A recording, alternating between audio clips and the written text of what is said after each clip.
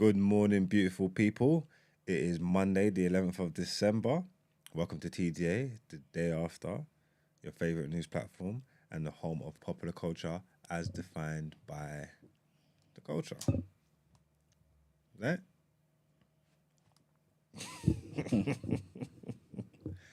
As usual, you're hosted by the best and brightest in the business. Everybody introduce yourself, please. They call me E-Man, the pro-black activist, Yeah. TDA producer, news analyst. Facts. And of course, the melanin is jam-packed. Well, ain't that right? And I am your boy, 6 foot plus of pure temptation, big Mars from the east side of the bridge.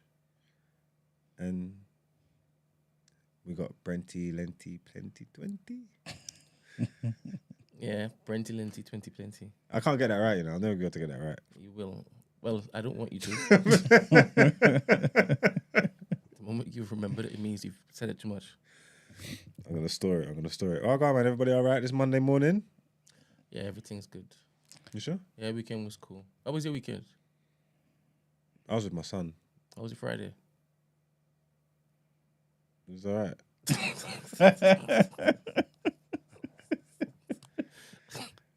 I wasn't in on Friday, was I?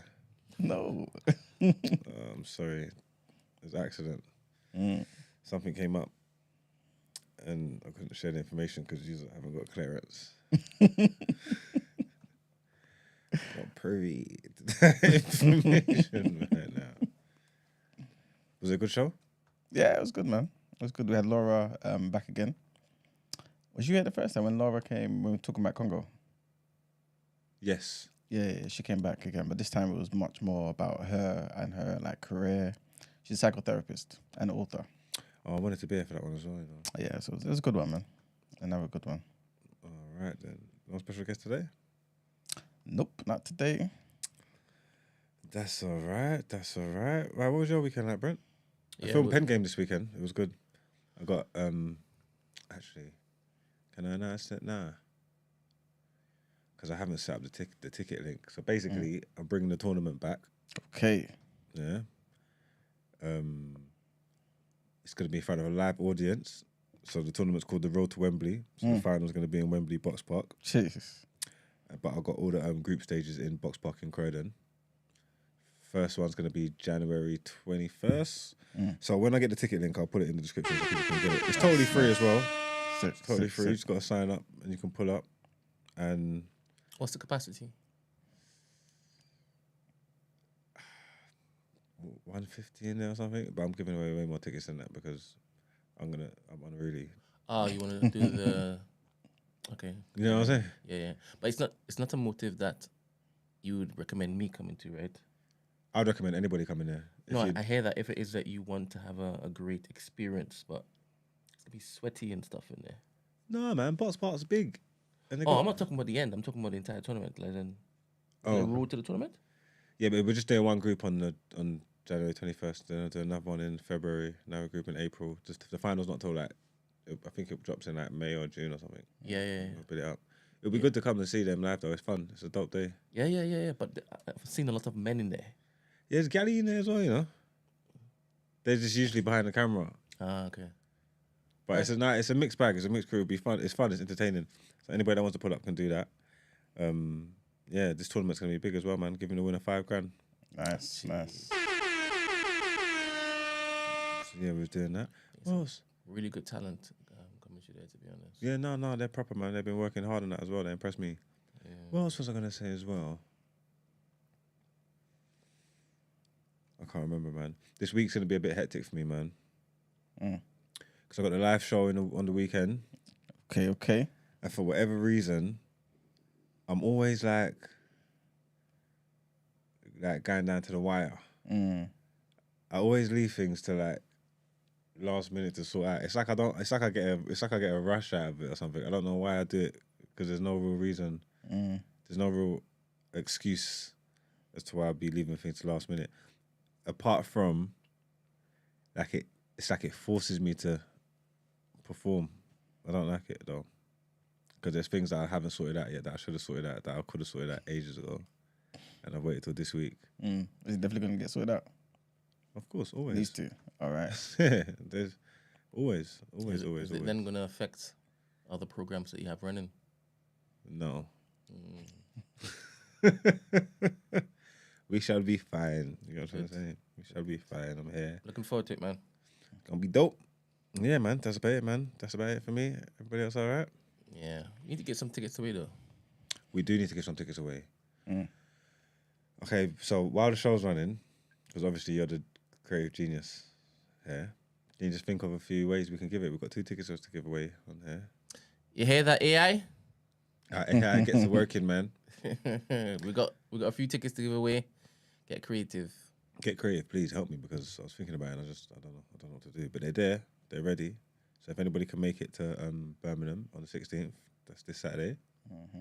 Pull all the way up, or maybe if you're from up that way, it's easier for you. I don't know, but AI, please, get some working, because I don't know what to do. But we've got 5 days to get rid of them, so that's cool. That works. Cool. All right, well, we ready to get into the show? Let's do it. Let's do it, man. Let's read these headlines out. It's a good weekend of football, though. That's debatable. Tariq is in the chat. He's an Aston Villa man. Oh, is he? Yeah, he's an Aston Villa man. And we never see him. You know what I'm saying? Now he's here. Now he's saying, "Good morning, beautiful people." Villa are moving different though. But you know what? We'll talk that. Different. That's good though. That's good. We'll chop it up at the end of the show.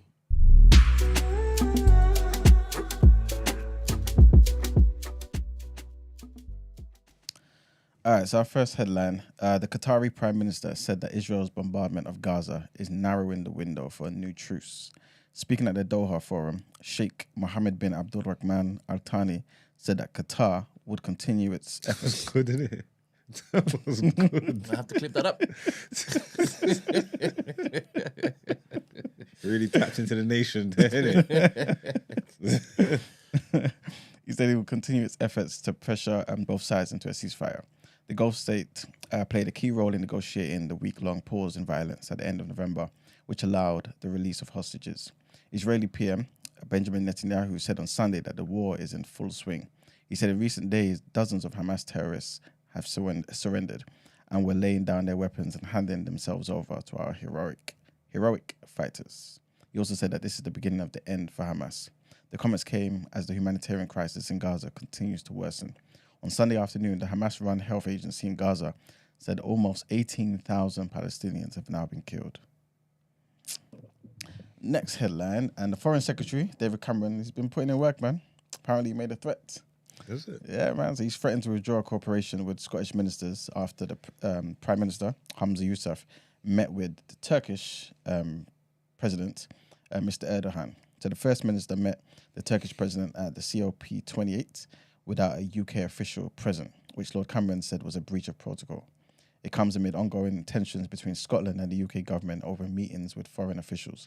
A spokesperson for Mr. Yousaf said a UK official was invited to the meeting. Meanwhile, a UK government source said that was speaking to the BBC and said that Lord Cameron wants to take a harder line approach than his predecessor James Cleverly. Foreign affairs are reserved to the UK government, but the devolved nations are allowed to engage internationally on devolved competencies. The BBC has seen a letter which Lord Cameron, who returned to the cabinet as Foreign Secretary last month, which obviously we spoke about, has written to the SNP's External Affairs Secretary, Angus Robertson. In that letter, Lord Cameron said that the Scottish government had assured the FCDO, which is the Foreign Commonwealth and Development Office, that it would give sufficient advance notice of the meeting with Mr. Erdogan.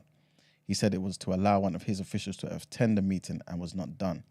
It also says in the letter that the absence of an FCDO official at this meeting contravenes the protocol in our guidance on the FCDO support to devolved government ministers' overseas visits. Any further breaches of the protocol of ministerial meetings have an FCDO official present will result in no further FCDO facilitations of meetings or logistical support. We also need to consider the presence of Scottish government officers in UK government posts. And our last headline, Sadiq Khan is back in the news. And this guy, let me be a bit nicer to him. The Mayor of London, Sadiq Khan, has opened the capital's first new mainline station in a decade. Brent Cross West will be served by a Thameslink train, which will run to St Pancras, with journeys taking as little as 12 minutes. Sadiq Khan stepped off a surface from St Pancras and through the ticket barriers as he opened the new station on Sunday to cheers of hip hip hooray, Brent Cross West, from local residents and councillors from Brent and Barnet. Guess how much this project costs? Let's see. £419 million. And this was due. This project was due to take place in 2030, but was brought forward to put infrastructure in place before thousands move into new homes. Direct Thameslink services will run to Luton Airport Parkway and Farringdon, providing a link to the Elizabeth line. 6 trains will run every hour on weekdays and Saturdays, with 8 at peak times. Yes, people in the area will be happy. If they show they're working out, I don't think they'll get to 490 million though.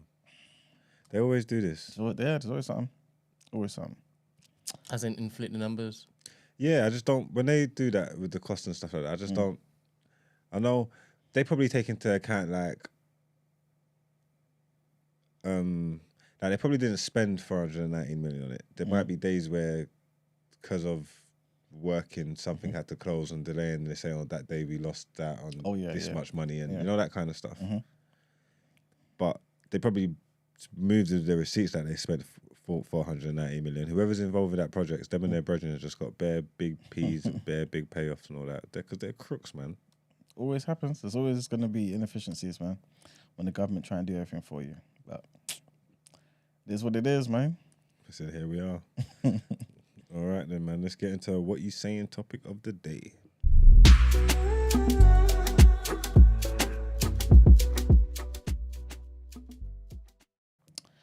All right, so today's topic of the day, I feel like it may not be the longest one, to be fair, but I feel like it's a bit of an interesting one, and hopefully gives us some food for thought, right?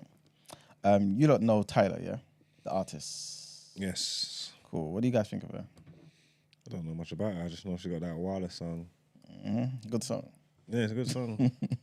But you know Tyler? Yeah. Okay. What color is Tyler? I know the answer to this. Lovely little coloured girl. Okay. She's coloured, right? Now, that's obviously controversial to some people. There was an uproar. There was loads of uproar, yes. And you know, obviously, the ones with the biggest voices were the Americans, right? No doubt. And for those who don't know, basically, she had a video on TikTok before she was even famous. Like I think she was like 21 or something, and she was talking about, oh, she's basically a proud coloured girl. So she said, I'm a coloured South African, right? That was in the caption or whatever it may be. Now, people's obviously now seen it, and they're saying, wait a minute, how are you calling yourself coloured? And obviously the Americans are now talking about how this is obviously a term, it's a slur, it's derogatory, all this type of stuff that happened in America. And they're putting that all onto her and other people who identify as coloured. So I want to ask the question today, do the Americans have a point, or are they talking nonsense? And why? They're just doing that whole American thing, innit? They're just doing that main character thing. Because I think they need to look into the mirror. You get me? The way they be throwing around M-bombs all day. You get what I'm trying to say? Talking about they reclaimed it. I think it's just different. It's just different. It's different cultures, isn't it? It's different cultures. Everybody, like, you know, like we live in like a little vacuum or in our little fish bowls, and we think that the world revolves around us. When it doesn't, there's different cultures all over the place. So there's loads of people from that part of the world who talk like that, who refer to themselves like that, who don't see it as derogatory or whatever. And that's just their thing, innit? Obviously, when you put it out on a world scale, it opens it up for other people's opinions and different opinions and stuff like that. But I don't think, maybe just hearing it first time off the bat, if you're not used to that kind of language, I can understand why it's a bit shocking. But if you do a bit of research and look into it and listen to the people that are from there, then I'm saying let them land, innit? But do you feel like if an American says, well, they just don't know better, do you think that's a valid thing to say? No, because if you say that to Americans, they get upset. 100%. 100%. Okay, cool. So, obviously a lot of people are, well, at least coloured people would basically say, obviously they've reclaimed the word, you know what I'm saying? Yes, it meant a derogatory type of thing. It didn't even really mean a derogatory type of thing. It was mainly just a way of kind of, I guess, grouping people who were mixed, right? I always thought it was a pretty pleasant way of trying to say it, if that makes sense. Like, you see that? You see, like, the old white people who, like, who ain't quite got to grips with what you can and what you can't say yet. When they say coloured, they think that's like the good version. Like they think they're doing the proper things. And, oh yeah, the little coloured lad. They think. You get me? As far as they're not. I don't think they say it with like malice in there. Yeah, it's true. Well, you know. But then again, in 2023, why are they still saying coloured? You ain't never seen that on TV or nothing. Huh? Like, no one's saying that, especially in the UK, though. Are you mad? That's in why are they still saying it in 2023? Because they're on old. TV. I was at I was at, where was I the other day? West Ham Arsenal game. I was in the box and three of their legends came up. Some old strikers. These men are old. Like in their prime, racism was cooking. You get what I'm saying? And they was talking about the club and stuff, and then they was talking about their striker problem and talking about how much they love Antonio, but obviously I think he might have been injured at the time, whatever. And I was talking to one of these old white men. I don't know who he is. He's a West Ham striker. I don't know who he is. He must have played in the 30s or the 40s or something. I don't know. I don't know his name. We're reasoning, and then they was talking about the strikers, and he started talking about one striker that's coming up through the youth team, and he was raving about him and like loving him and whatnot. And then he was telling me his name, and I'm saying, oh yeah, I don't know him. He goes, oh no, you need to see him, man. He's great, man. Like, he said that, he said little coloured kid and all that. I said, okay. I said, okay. Let's move this on before you slip for anything else slips.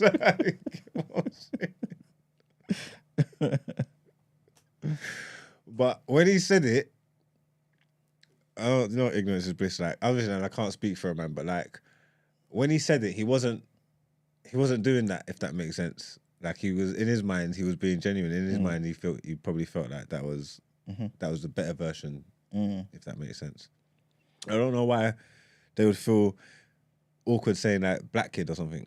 Do you think that's what it is? I don't know. Do you think that they might think that might be like derogatory or something? I think so, for some reason. Or it could just be that particular person talking about is mixed race. No, he's not. He's not? No. Okay. That's why they're saying in South Africa, they're saying the coloured thing is more of a mixed race for mixed race people. So you've got black people who are just indigenous South Africans. You've got the whites who shouldn't be there. Then you've got the mixed who are the Coloureds. So they're black and white plus Indian as well and all that type of stuff. I don't know. I don't get involved because apartheid was serious over there. Like, you get what I'm trying to say? That they are the poster child for all that kind of stuff. You get me? So anybody that's their lived experience, I can't really speak for them. You get what I'm trying to say? And like, as crazy as it might sound that people are talking about they're reclaiming the word and they're I think it's the same thing. It's the same thing for the N word. This is basically where I want to go with it, because why is it that we can claim the nigger, the N word, pardon me, and then the Coloureds can't? Why is it in their brain that doesn't compute though? Yeah, that's a tough one for me. Like, I don't get why you wouldn't see it. Again, it's not for me to really, like, obviously I'm here to give opinions or whatever, but it's not for me to judge these people. This ain't, like I said, all that's not my lived experience. You know what I'm trying to say? Like, I don't know how it is to be born and raised in South Africa. I don't know how mixed race people even see themselves with how heavy the segregation was and the whole apartheid was. I don't know whether, I don't know what space and frame of mind they're in. You know what I'm trying to say? So if that's their thing and that's what they're doing, more power to them. I mean, it's not bothering me. It's just words at the end of the day. And again, it's literally, for me, it's literally the same thing. Just doing the Spider-Man meme. Whatever reasoning you can make in your mind for why it's cool to say the N-word, then surely you could understand where they're coming from when they're calling themselves coloured. Brent, what do you think about that? Do you see them as the same? Do you feel like the Americans really shouldn't be talking? Like, what's your views on the whole difference between the N-word and the Coloureds? Obviously, I see coloured the same way as the Americans see it. I'm from Trinidad. I'm from the West Indies, so it was used in the same manner. Obviously, the South Africans have their thing, and it's now become a thing. I can't look to rip it from them, especially if it is that their identity is framed around that, and they don't want to depart from that. I don't know if it is that there are any advocates for the contrast or the counter within their particular community. I don't know. If anybody's campaigning to rid themselves of that word, I don't know. I think some people are though. But I think you get that everywhere that you go though, innit? There's some people who don't want to be called black. You know what I mean? In South Africa? No, like just like here. All over the world. Because what is we'll get into that anyway, but what does it mean to be black? Oh, you mean okay. All right. But is it a loud movement over there? I don't know, to be honest with you. I don't know if it's allowed. This is what I'm saying. That. I have no clue. I don't know. But I wouldn't want myself to be called coloured at all. But if you hear somebody else saying they're coloured, I'll ask them like where they stand. Why is it that they call themselves coloured? I want to know if it is that they know the history. And if they don't know the history, then cool. But if it is that they do and they still want to, then all right, let them have it, right? Do you refer to yourself as an N-word? Me? Yeah. In what context? I'm a real I N-word. don't speak like that, no. I'm a stand-up. I don't speak like that, no. Huh? I don't speak like that, no.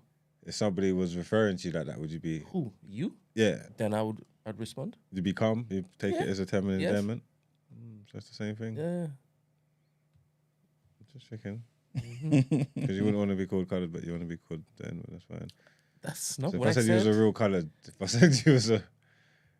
If you called me a coloured boy, I would laugh. Yes.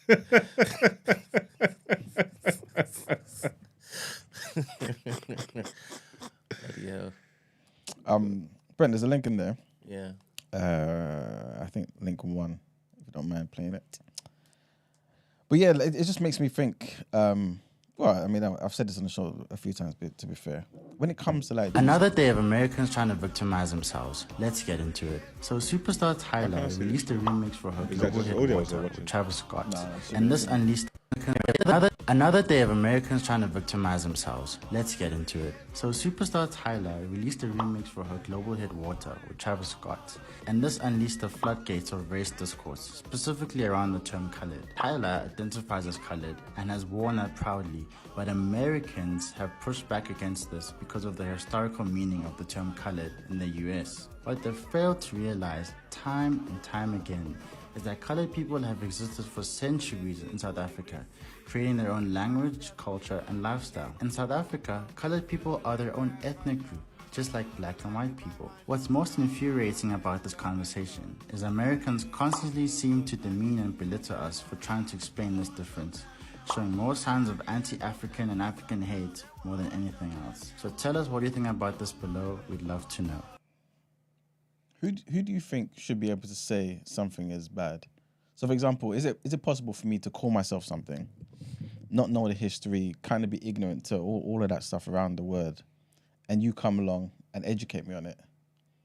Should like, are you ever in a position to do so? Or should it always be down to the person who's calling themselves that particular thing to decide when they don't want to use it anymore?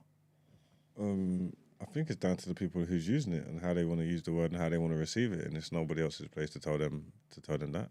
You know what I'm trying to say? Again, if there's a whole culture there, you know, and again, for me personally, I don't really care how anybody feels. It's the exact same as using the N-word. I don't need to make any argument for coloured apart from the fact that the N-word exists and it's used in the way that it's used. And anybody, however they feel about that, that's on them, innit?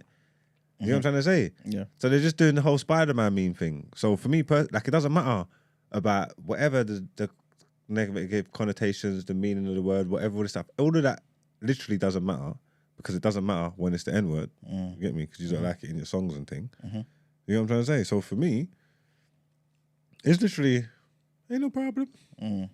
It's interesting because she's looking to apply her ways in America, right?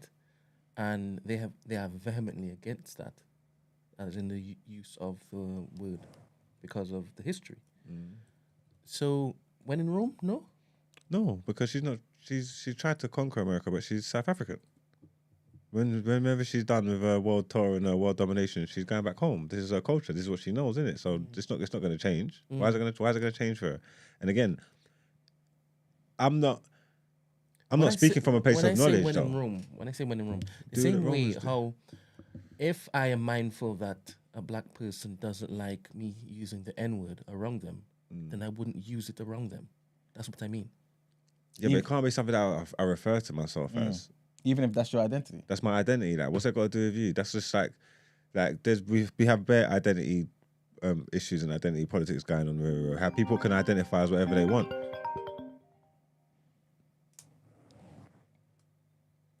Hello? Good morning. I think you got to go back. Are they here? Hello? You activated already, yeah? I think it's still connecting. Oh. All right, I didn't know that there's coloured people in South Africa even have to say like their own language and stuff. You know what I'm trying to say? I didn't know that. So that's like a whole community based. That's entrenched in their thing. That sounds like they've been doing that for generations. If there's a whole culture, a whole style, a whole feel, a whole language, that's on them, innit? Yeah. You know what I'm trying to say? So then who are we now to project from the outside looking in, talking about what they can and can't do, or who they can? You can identify as anything you want in this Ross Clark day and age. This is true. It'd be interesting to find out like how that language was formed. If you say they have their own language, how was that formed? If in the I just saw that. I just said that from the clip in that video. I didn't. If in the first place they were called coloured just because they were a different hue, a different shade than the normal blacks. And again, don't you think that's different? Because we would know or see people being called coloured and all that, and that's referring to just all black people or whatever. Over there, I'm saying the black people would be referring to people as coloured as well. So don't you think that gives it a different puts a different tinge on it, if that makes sense? Is that accurate, Emmanuel? Yeah. So when it was instituted or established, the white man was calling the black man, and then they were calling the mixed coloured. Yeah. They were calling the black man. Yeah. I think sure? They just call them black. Well, or niggers or whatever derogatory term for black, innit? But there was a distinction basically between the blacks and coloureds people who are mixed. Okay. Yeah. All right. Fair enough then. So it's mixed race then. Yeah, The equivalent of. Yeah. It's not the equivalent of nigger. As in the colours, no. It's the equivalent of nigger for mixed race people. You know what I'm saying? Like nigger could just mean all of us. You know what I'm saying? Wait. No, it's not. Well, from what you're saying, it isn't. Why? If you're saying the distinction that was set in stone was that you were different to black, and you said that the white man was calling the black man a black man, then it's mixed race. It's the equivalent to mixed race. Yeah, it describes mixed race people. Is that what you mean? Yeah. Yeah, 100%. But it's just for them, yeah. But it's not a slur, is it? It's like half caste. No. That's the point. Exactly. It's not a slur. Well, one could say. But I thought it was a slur in the beginning. I think I think it started as that, but they have now adopted it. It's theirs. It's a real thing that all of them call themselves and find no offense in it. You know what I'm saying? They really reclaimed it. There's no they probably reclaimed it better than black people reclaim the N-word. You know what I'm saying? It's their distinct thing. What if they have their own language? Exactly. And again, niggas have their own language. I'm telling you. That's true. Niggas be niggering, man. I wish somebody from South Africa with a penchant for like historical knowledge in that particular field would call in, but I don't know if it is. We stretch that far. We don't know what the reach is like. South African people, beautiful people out there. Call up. Yeah, I'm sure there's someone from SA in the chat, innit? Yeah. What's the time over there, though? I think it might be like, a couple of hours in front, you know? Yeah, see, it's all right, man. Call in, man. Let us know. Or if there's any historians out there. Would it be the same if mixed race people over here wanted to call themselves half-casters? I think so. Danielle just sent me something. Let me read it out. The term coloured in South Africa has a complex history and specific connotations, distinct from its usage in other parts of the world. Here's an overview. 1. Colonial era and apartheid. The term coloured was formerly used during the apartheid era in South Africa to categorize people of mixed racial descent. This included individuals with a mix of black African, white, Malaysian, Indian, Caucasian, and other ancestry. The apartheid regime, which lasted from 1948 to the early 1990s, was notorious for its rigid racial classifications and segregation policies. 2. Legal and social implications. Under the apartheid law,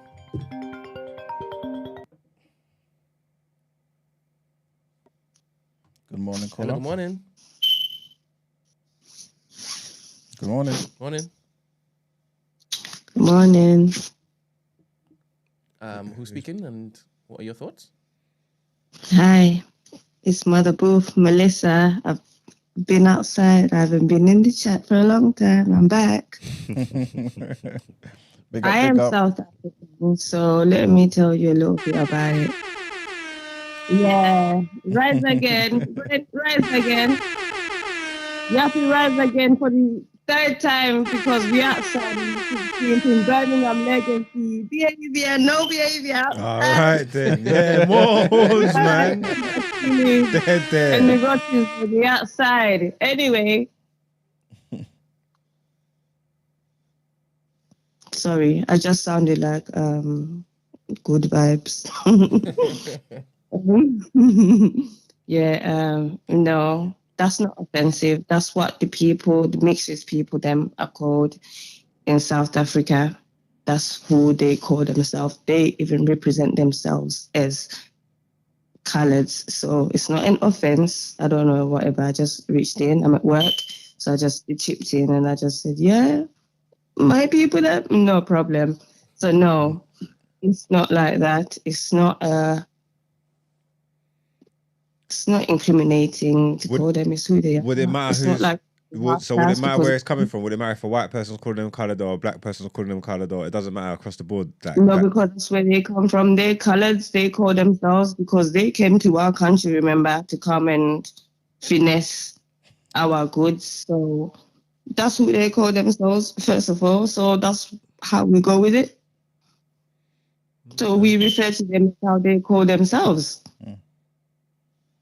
Okay, then. Big up, E-Man. I can hear you, sir.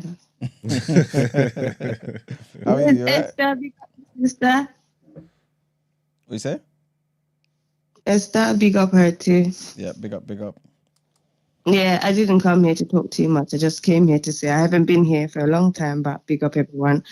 None of that in South Africa. Everybody is called a coloured. If that's who they want to favor, that's how we call them.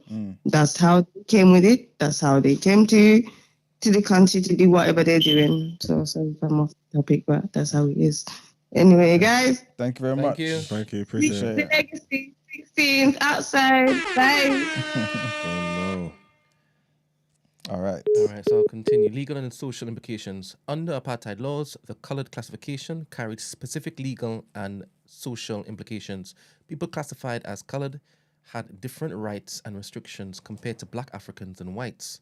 This included limitations on where they could live, work, and the type of education they could receive. Number 3, cultural identity. Over time, the term coloured also came to represent a distinct cultural identity. People classified as coloured developed their own unique traditions, languages like Afrikaans, and social structures influenced by their diverse heritage. Number 4, post-apartheid era. After the end of apartheid in the early 1990s, the term continued to be used by many people to self-identify, despite its association with a painful and oppressive past. It remains a complex term embodying both a reminder of racial segregation and sense of unique cultural identity. Number 5, contemporary perspectives.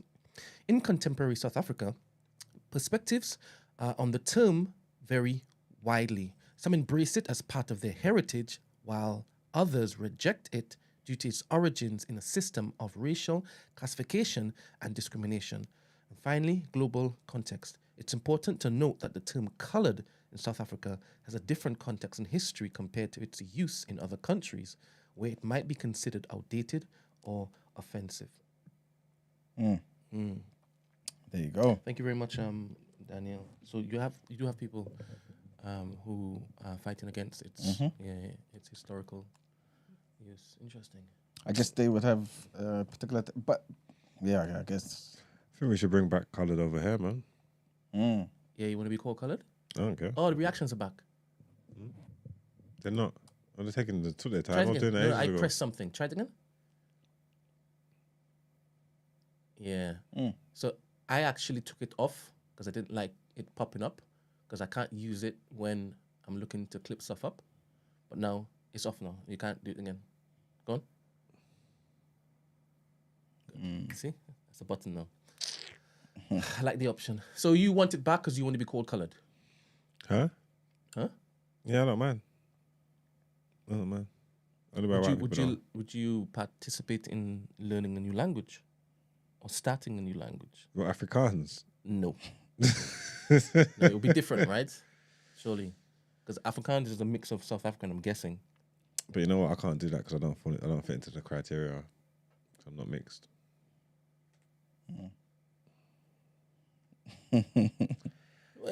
What? Coloured is mixed people. Yeah, but essentially your genes down the line, there's somebody in there that's white. Okay. Right. All right. Nope. Told you, Middle Eastern. What was it? Middle Eastern? Syria and Kuwait and them places. Oh, Israel. The original. All right, the original Hebrew.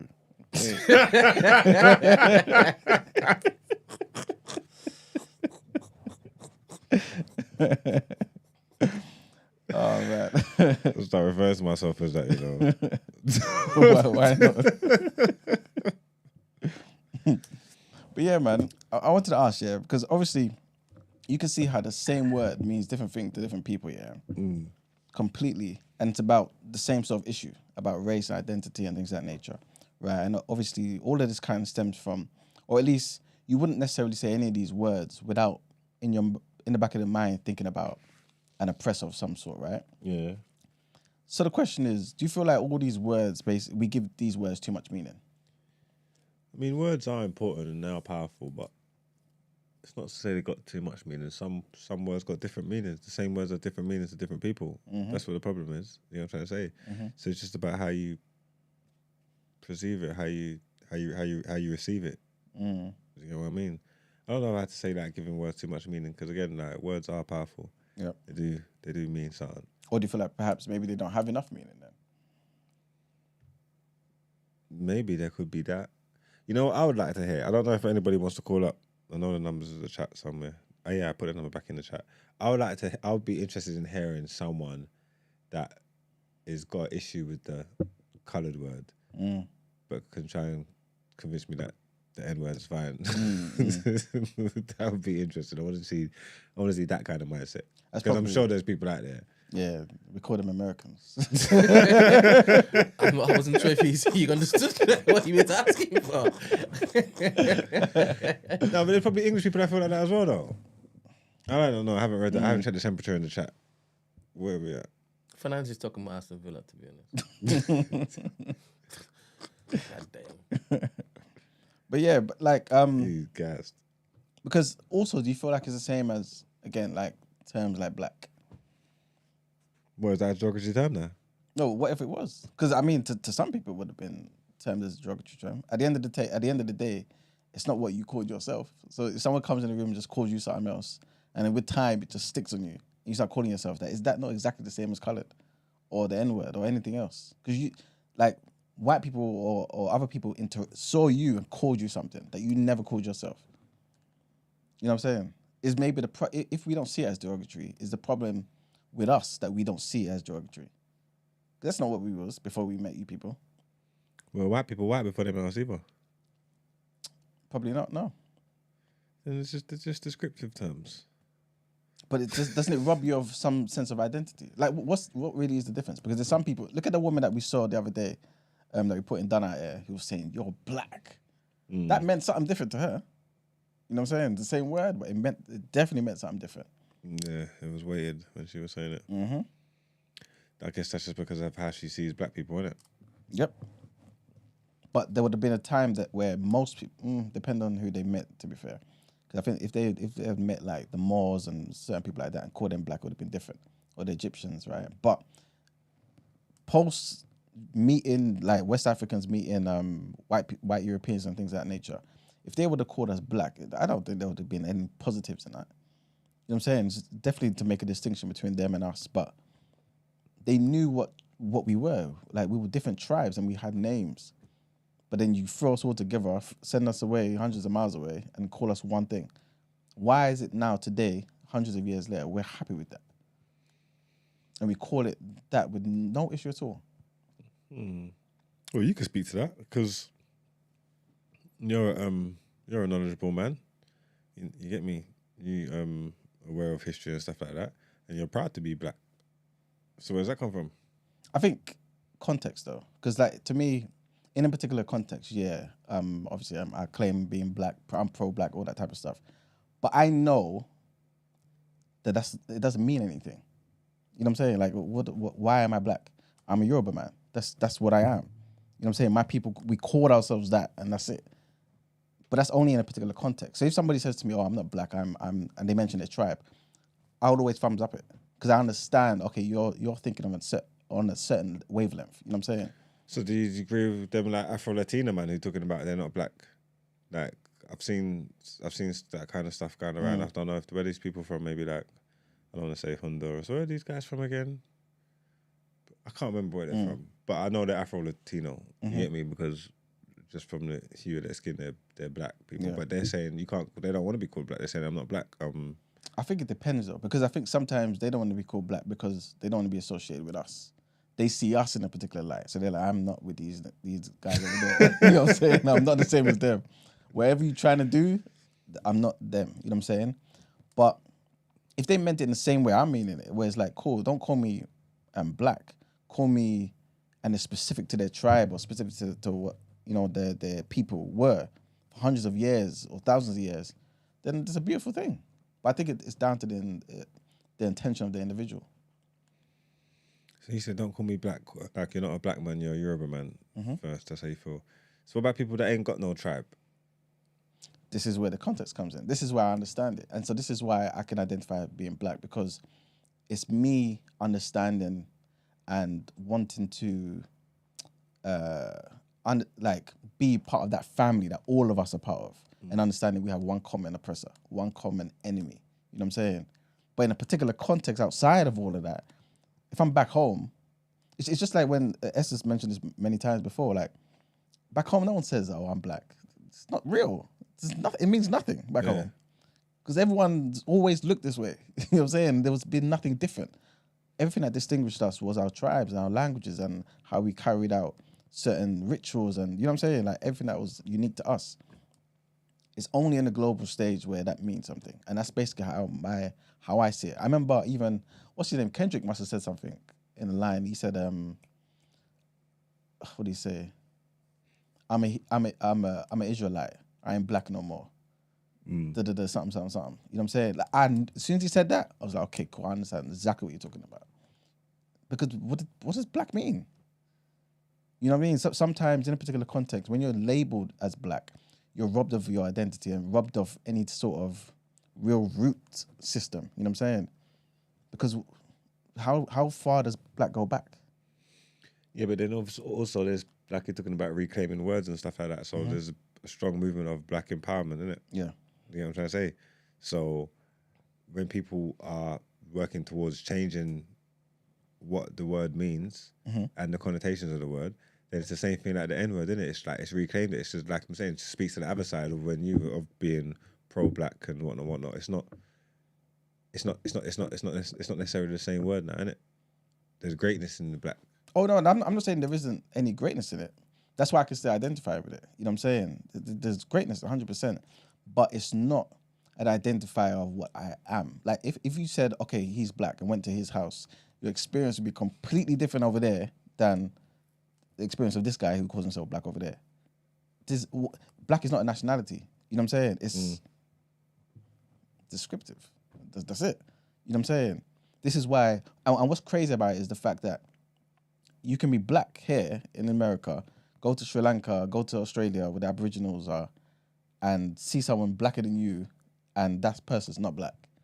You know what I'm saying?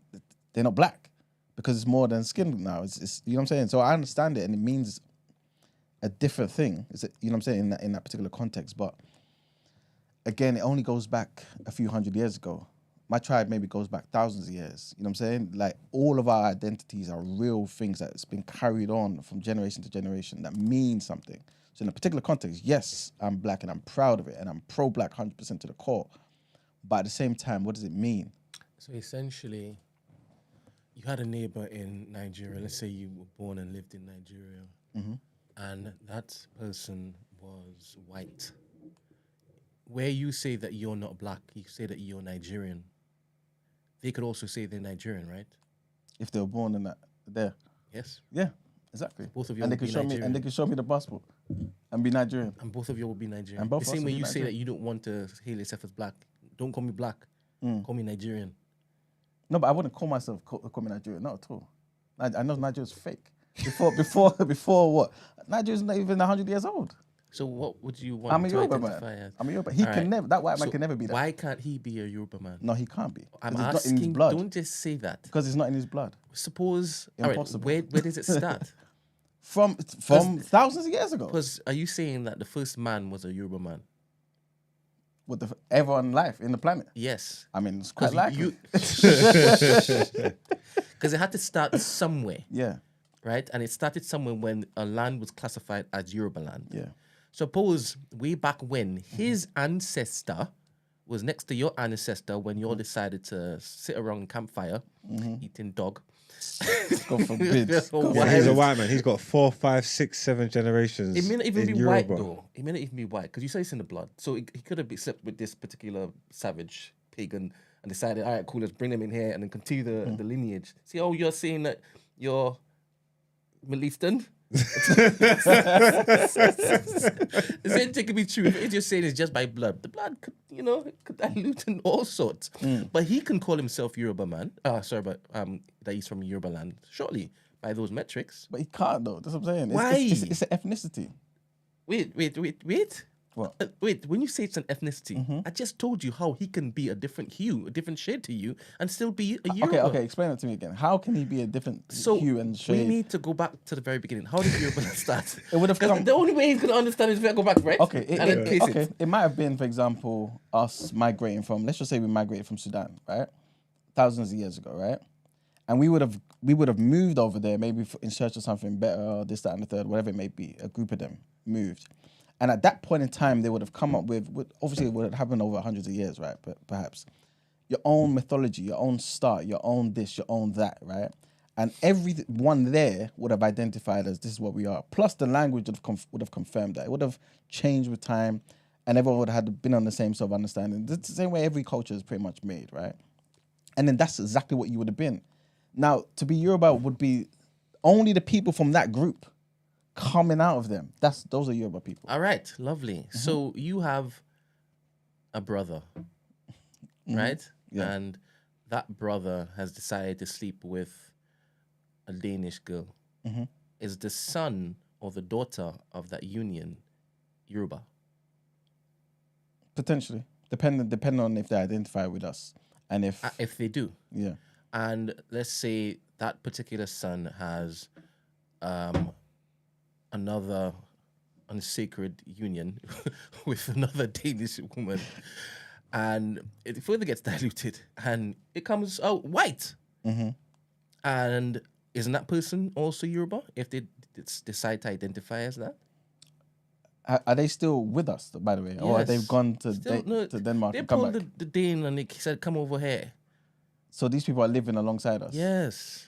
Then I think there would have to be a divide. They would have to be... Now you're going to classify it different. No, it's the same thing. What I mean is they would have to be with us. Yes, They have to speak our language, eat like us, everything. And that's why I asked you in the first place, if that person was born there, lived there, their parents born there, lived there, and they just are white, wouldn't they be Yoruba? No, it would happen. It would have to happen over... I know. Yeah. That's why I said, let me trace it back to from the very beginning, when you all established that this was going to be Yoruba land, and y'all can't say, well, y'all didn't make rules saying that you'll have to keep it within the Yorubas, right? But that's essentially what it is to be part of an ethnic group, isn't it? Because DNA-wise, So right? are you changing it now? No, I'm just adding more context to it so you understand what I mean. Because remember, if I did my DNA right now, it would tell the world I'm a Yoruba man. So you're saying it's going to be discouraged to not have children outside of your people. To some degree, yeah. And if that Especially happens back then. anyway, you will still claim once it is that they are born into the tradition, live in the tradition, to carry out the practices and this, that, next, yes? I think it depends though. But what I'm trying to say is if it was like one child and that one child is mixed, this, that, and third, and they stayed with the dad, for example. all of yeah? that falls in. Yeah, but if that kept happening, then this person's not one of us. Why? Because why are you deciding to do this? You see how he's changing it? No, it's true though. You see how he's changing it? You're now saying it needs to be kept pure. That's what you're saying now. No, it's not about it being pure, but how are you part of an ethnic group if you're not even part of the ethnic group? Like, do you get where I'm coming from? Like, it's like someone saying, oh, they're black. They have a child that's mixed race, right? And that child, in a particular context, is mixed race, is black, right? That same mixed race child goes to have a kid with a white person. So now that child is now 1/4 black and 3/4 white, yeah? And that person still identifies as black. Okay, we have them, cool. When it gets to 1/8 and 16th, this is a joke now. Because it ceases to have meaning. Yeah, but what about the one drop rule? No, that's fake though. One drop rule is fake. Like it's not based on any real DNA. It's just based on not wanting to be part of these type of people. Yeah. But it's a fake thing. So essentially, you're saying that there's no white man that could be Yoruba. Impossible. See, so when in real time you've changed your mind. I haven't. You've said the elements that would make him Yoruba was just DNA, just blood, by blood. And growing up in the tradition, practicing it, speaking the language, culture, this, and next. And now when it is that you've realized, based on just natural, like just traveling and whatnot, you can have all these different races call themselves Yoruba, all these different hues and skin. No, but I'm disagreeing with that though, Ben. No. Based on how you started off, how I walked you through the bloody sequence, it was what I said it was. No, but then obviously I'm now adding more. I know you're not substance. changing. That's why I said I'm you're not changing it. I'm not changing it. I'm adding substance to it. I've always known what a Yoruba person is. You know. So essentially, in 2 seconds. every single Yoruba man needs to basically have children with a Yoruba woman. It doesn't mean that. But most of what would happen is if you are somebody who goes and have a child with, for example, somebody from Uganda, right, or Angola, whatever it may be, and that person now comes back and has kids with Yoruba people and all that, and you speak the language, everything is the same. If you have a child with a white woman, Emmanuel, a Danish woman, Danish white woman, and you bring up that child in the practices of the Yoruba people, would that child be a Yoruba person? Yes. Wait a minute. That child can identify as Yoruba because what the hell are we doing here? Listen, so you can understand. That child can identify as a Yoruba person because of me. If that child now goes around and has kids with another Danish person, that child at some point ceases to be what we are. No, but if the child still practices the same No, because it's DNA too. It's not just what you're practicing. That it is DNA. Yeah. So is it DNA or is it that you practice? It's not all. It's all of it, bro. And yes, all right, cool. Yeah. And I'm saying in this scenario, it's hypothetical. They are doing both. How they have the DNA? They don't have the DNA, Brent. Wait. No. Remember, wait a minute. You keep having kids. So you are saying that by proxy, by you having sex with other less melanated individuals, you dilute it to the point where Yoruba is no longer in there? Of course it's possible. Of course. All right then. So DNA isn't really that strong. That's what DNA is. Okay. Wait. Can't DNA skip a whole 5 generations and come back heavy? Yeah. How strong are you actually talking about DNA? That doesn't even make sense. When you say DNA can skip, what do you mean by As DNA? in the you traits? mean phenotypically, not the actual DNA. The DNA is present. Phenotypically, it will be expressed differently. I may have used the wrong words to describe what I'm saying, but do you understand what I'm actually getting at? There's throwbacks. No. Where you can come up phenotypically, like literally identically like your great grandmother. Well, look, you can. That's a like phenotype. like what you said about me. Clearly, there's some there's a lack of melanin in the bloodline somewhere. But I'm saying there's nowhere through generations that I can see it. You know what I'm trying to say? Like I don't have no white people anywhere. You know what I'm trying to say? But they're somewhere. So it skipped pure generations and then landed back here. Blow. Because with your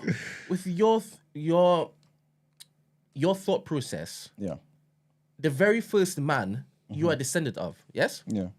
Why aren't you calling yourself that? Is it because you weren't practicing those particular? This is what I gave you the example Oh of. God, bloody hell! What are you talking about? I haven't even told you what I'm saying. Sorry, go. Go. This is what I was trying to say to you. Let's just say, for example, the history was that we came from Sudan, right? Remember, you've got people on the planet all already, right? After we've left there, we've all made a decision that we are now a new people. And this happens with time, because now your language changes, you're influenced by different things. So all by of nature. Sudanese people decided to break off and call themselves Yorubas, and they. It's not all. I'm trying to catch something. I'm trying to see. Was you born here? Yes. Yeah, I was born here. Yeah. In England. Yes. And you lived and raised here. Yes. Yeah. So how? He's gonna say that in his household it was all Yoruba land. I was gonna say, so how are you a Yoruba man then? Because it's in my DNA, and this is how I live. I But live you as don't a live. Yoruba You're man. not in Yoruba. You're not. No, but you don't. So you don't I'm have not to in Yoruba, live. you You know. don't have to live in Yoruba land. You know what I'm saying? But it's my DNA. It's the same reason why you can have communities of other people in other places. When I just You've got Jewish people in when Stamford I Hill. just Are they asked not him- Jewish? When I just asked you about the offspring of a Dane and a Yoruba person, you said that they must come into the community and live there.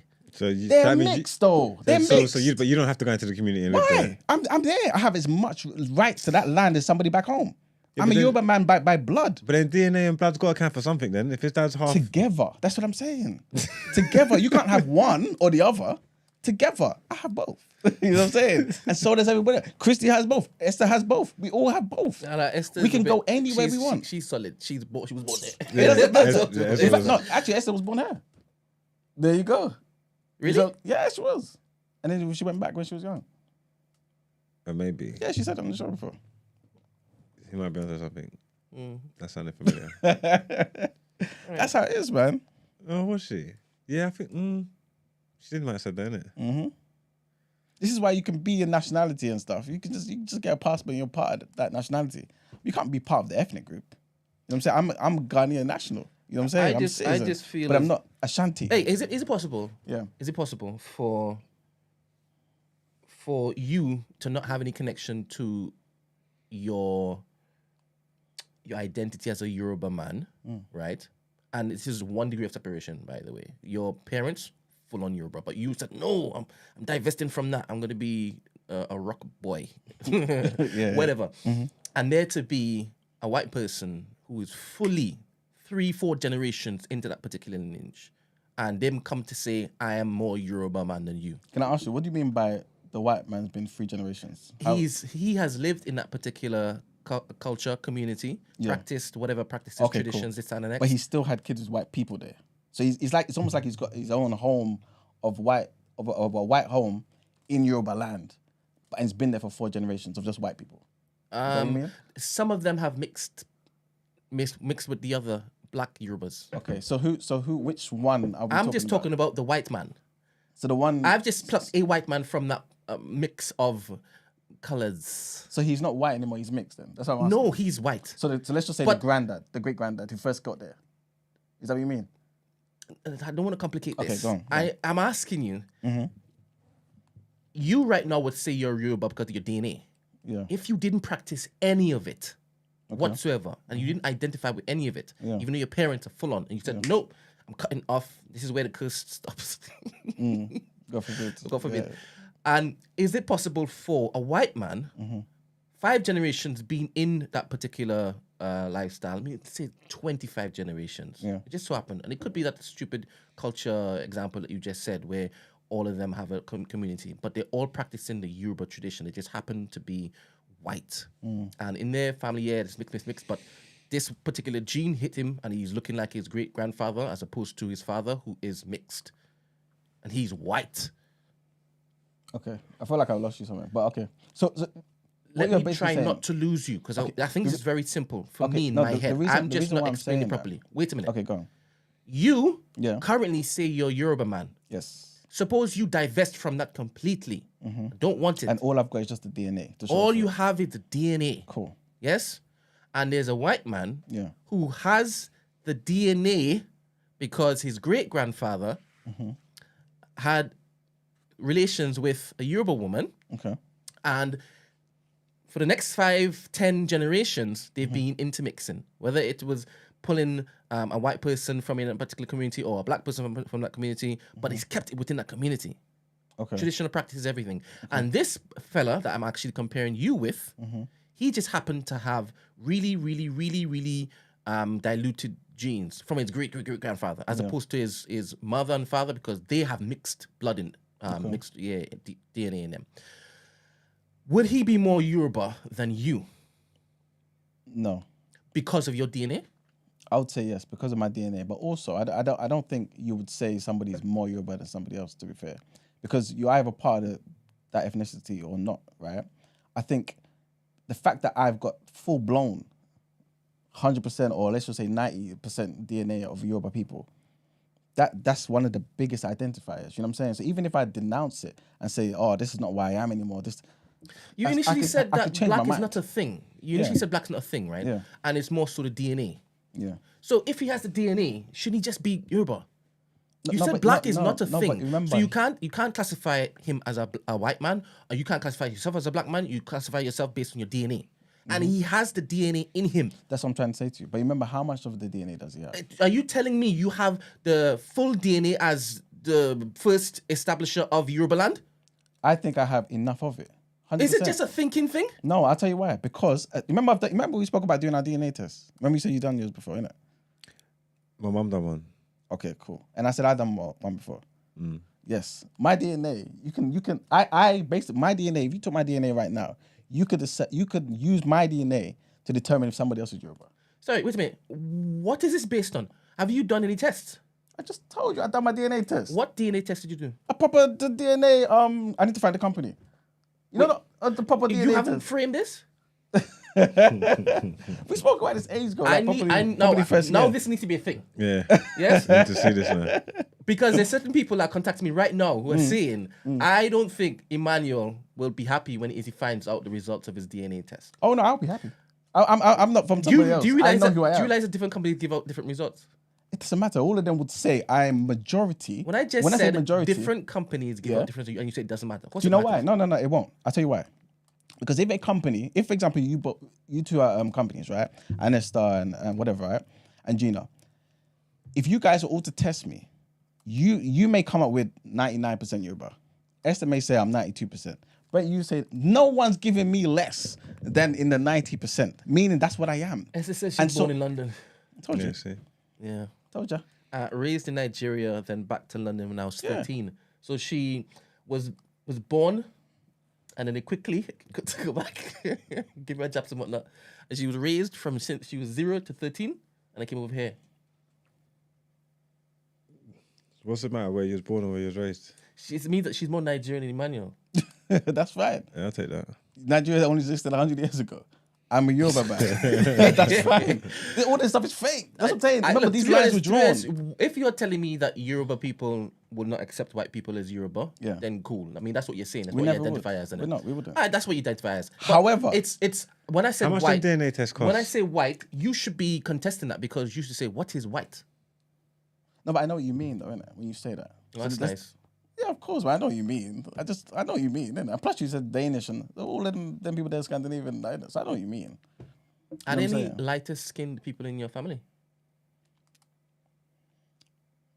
Yeah, I'm pretty dark, though, innit? I'm fully melanin jam-packed, innit? So there are some people that would be light skinned. In your direct family? Of course, yeah. How is that possible? Because black people, Yoruba people, all types of tribes in Africa, we come in different shades. And it can't just be lighter to the point where it could be him? It's possible. Because you've got different How about lighter tribes. than him? My grandparents are his colour. There you go. No. How about lighter than him? It's possible. How about lighter than that? You got albinos, don't you? No. So is albino not wait. Yeah. Oh, that's nice of you to say that. Is that not possible? That's nice. How about 1/18th? His shade. It'll be 16th, but yeah. 1/16th. What? As in, what's the question? Are you asking him if has he got anyone my colour in his family directly? He said yeah, possible. No, not his family. Can they classify themselves as Yoruba? Oh, if they're just his shade. Yes. That's the only. Of course, why not? And if it gets lighter than him, probably like this people lighter. Yeah, I know. To the point where it is that you present as a white man. To who though? Because remember, some people think Yoruba. No. Do you hear see what I'm getting at? Listen to what I'm saying. Where do you stop? Listen, so you understand, because there are some people who think albinos present as white people. I am not talking about albinos. Cool. So there's no white person with blonde hair, blue eyes. That's Yoruba. I didn't. Can you get if that's what you're asking? What's the chiefdom called? What do you mean? The Yoruba king. What's his name? The Oba. The Oba. Mm-hmm. Can the Oba make someone honorary Yoruba? Can the Oba? I think so. So if there's white people that grew up in Yoruba land and they've been there for generations and they practice it and they speak it and that's their culture, but they've been breeding white the whole time. Yeah.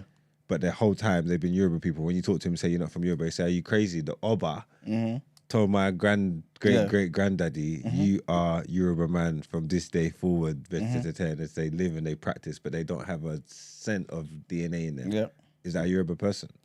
Because of the Oba saying it, it will be via his word that he is. But if by DNA and real ethnicity, not in the slightest. Doesn't matter what he says. It's kind of like you go into somewhere and get an honorary PhD.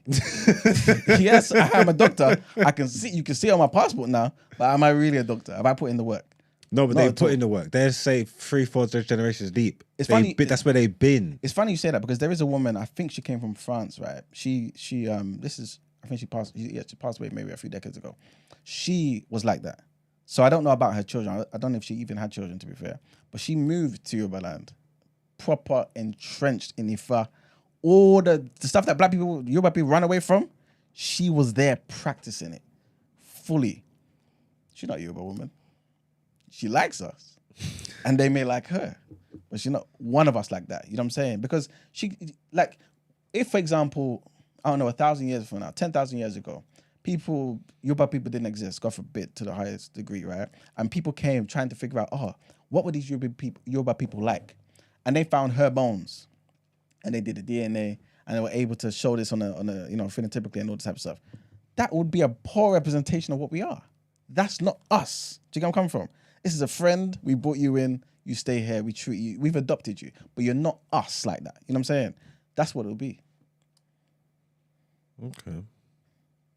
You know, let me tell you a story real quick, yeah. I remember my brother, I think he was at uni. He was telling me that he was walking down the street somewhere. And then there was another African man on the other side of the street, and this man shouted across the road to him. He must have been like, he must have said something. I don't know what he was saying. And my brother obviously ignored him because he didn't think he was talking to him. The guy did it again. My brother turned to him, was like, and the guy at this point was annoyed because the guy's like, I'm talking to you. Why are you ignoring me? My brother's like, wait, what do you mean you're talking to me? He said, yeah. And then he starts speaking. He said, I don't understand what you're talking about. And long story short, this guy looked at my brother and said, you look like someone from my tribe. So I started to speak to you like this, thinking that he was like Congolese or something. I think it was Congo or something. Point of the story is, you can look at people's ethnicities and kind of know where they're from. I know if Gina didn't say a word, right? I know where Gina's from. You know what I'm saying? Can you speak the language? Who? You. Yes, I can, but not as good as I would like to. No. Speak some. Anyway, you know what I'm saying? Say some sentences. I can speak 4 languages, but can you? I just want one. What I'm asking you for is the Yoruba language. Why? I don't. Because I don't believe you. Why does that matter if you believe? Can you just speak it? No. You should be proud to speak it. Yes, for when my Yoruba people come back, if you ask me to speak we'll something, I would speak it. Yeah, but you speak in English. That's what I'm saying. I don't know another language. And if it is you'd ask me to speak it, I would speak it. Wouldn't you? If you knew Spanish, wouldn't you do it? Hasta luego. Can you say a couple sentences in Yoruba land? And what's it called? What's the language called? We speak Yoruba, man. All right, it's just Yoruba. Yeah. So that's what we are. Although, to be fair, some people, there was a discussion going on where someone actually said Yoruba is actually a derogatory term. Okay. But we're going down a different. I don't mind if you're trying to distract me. I'll come back to that. Oh no, I'm not trying to distract you at all. What? Tell me about the story and then come back to. I'll finish the story, man. This is not important. That'll be more interesting when Esther comes back. Because she can speak Yoruba. No, because she will understand what I'm talking about. Wait. I'm not asking you for the language that Esther speaks fluently. Because you understand that. And I know you can't speak it too fluently anyway, right? You can understand certain things. The language spoken in Yoruba land, is it different to the language that Esther speaks? No, not at all. Oh, so never mind. It's not really a got you thing. You just can't speak your your mother tongue. If that's what you want to say. No, I don't mean it to be. No. It's not slight. It's not you slight. know, I don't need to prove anything. I know when I go home what I do, so it doesn't mean anything. No, in the same way, I'm not questioning your identity. But that's In fact, impossible. I might be doing that. No, but that's but impossible. Not in that manner. Me asking you to speak that, I thought it was different than what Esther spoke. Because I know you don't speak Yoruba fluently like that. I don't understand it. I don't. I definitely don't speak as good as Yeah, but you can understand it. I know that. Anyway, I just find it a little weird how you're saying that there can't be a white man and he can call himself a Yoruba. I find that weird. Why? Especially if it's compared to a man like yourself who has said, I do not even want to be identified with this particular thing. I want to cast myself out of this tradition, this culture. I don't do its practices. I don't want you to refer to me as any of the monikers that are associated with this. This is if the black man did that. If you did that, compare it to you. Okay, if I said Yes. I'm thingy, Yes, cool. and if separate question, if you happen to go and lay with a Slavic babe, right, and have a child, DNA-wise, that child will still claim Yoruba. But this is what I was trying to say to you, Brent. You have to understand that yes, my DNA is in them, but they now have 50%. Yes. Do you get where I'm coming from? Yes. So if they keep doing this, Yes. at some point you're not us no more. Yes, Yeah, but it that's what I'm wouldn't saying to just you. be the fact that he looks different to you. It would be the 50% DNA, right? Yeah, but All remember right. how we look And is when how you we sometimes when you can say the ascertain, DNA, innit? what is in the DNA that you're saying that's passed on that is diluted 50%? That qualifies you as a Yoruba. What's passed on in that 50% that is now diluted? It's cut in half. What is it? I think it's all the maybe the Because what you're saying is that essentially when you move from Sudan and you decided this DNA is not Sudanese anymore, it's Yoruba, that became a thing. no, but that's not how things happen. Remember, we're having a brief conversation here. That's not how it works. So Explain remember to me how that changes. Because you said you were I'm originally telling you, Sudanese. yeah. Your DNA was classified as Sudanese. Yeah. You moved to a different land. Yeah. And then you now said our DNA that's in our body now is now Yoruba land. Yeah. And going on from there, it shall no longer be called Sudanese DNA, but Yoruba DNA now. Yeah. Explain how that works. So what happens is it happens over hundreds of years. So remember, you're now changing based on your environment. So everyone's genes mutate. Happens all the time. No, I understand that. but that's the only- that's how it happens. Did you move to a different complete land Yes, mass? of course. That's why we're not in Sudan anymore. Wait. Was it 100 miles that you moved? Or are you talking about a different continent? It's more than 100. Remember, Sudan's far, you know. We're talking about like probably thousands of miles, like from Sudan. So going only down to 1,000 miles. Yeah. And your DNA now changes Oh, it's not- because of the environment. But you don't understand DNA. But what happens is with time. Don't minimize this discussion by saying I don't understand DNA. No, but I that's- know I'm not no- a flipping genius no, at but- this. no, but that's what Is it happens. You used to say it all the time. What was it called? What? What's the What's DNA that? mean? What do you mean? What's Dinucleic. Yeah, you used to do that way better back in the Yeah, day. it's Like been it a was long weird. time. It used to be a thing of yours. So, and the last thing is acid. Sorry. Yeah. So 1,000 miles away from Sudan, Yeah. the environment is different, right? Yeah. That's what you're saying. But you have to- and again- based on the environment being different, the Yeah. DNA changes. Yes. Yes. Your and it DNA becomes a mutates. thing. Yes. So anybody who you had met there already was also Yoruba. No. Well, you're just talking about what happened. I'm gonna stop talking because You don't how my understand brain that. You works. don't know how it works, that's why. I'm probably making illogical Yeah, comparisons. yes, exactly. Because if you met the same people there and that environment worked on their DNA in the same manner in which it is, you're now classifying it as only strictly Yoruba. Then them people who you met there were also Yoruba. This is based on what you're understanding. This So doesn't I make might any be making sense. some stupid mathematics in my head, and I'm going to continue doing that until somebody convinces me otherwise. So let's move on. That's move on. exactly how it is. Let's bro. move That's on. wrong. Oh man, you lot are funny, man. Let's move on. All right. Yeah. Anyway, I think we pretty much exhausted that particular topic. All right, cool, man. Let's get into our headlines. Hey, you want to jump in the mic, but not on camera.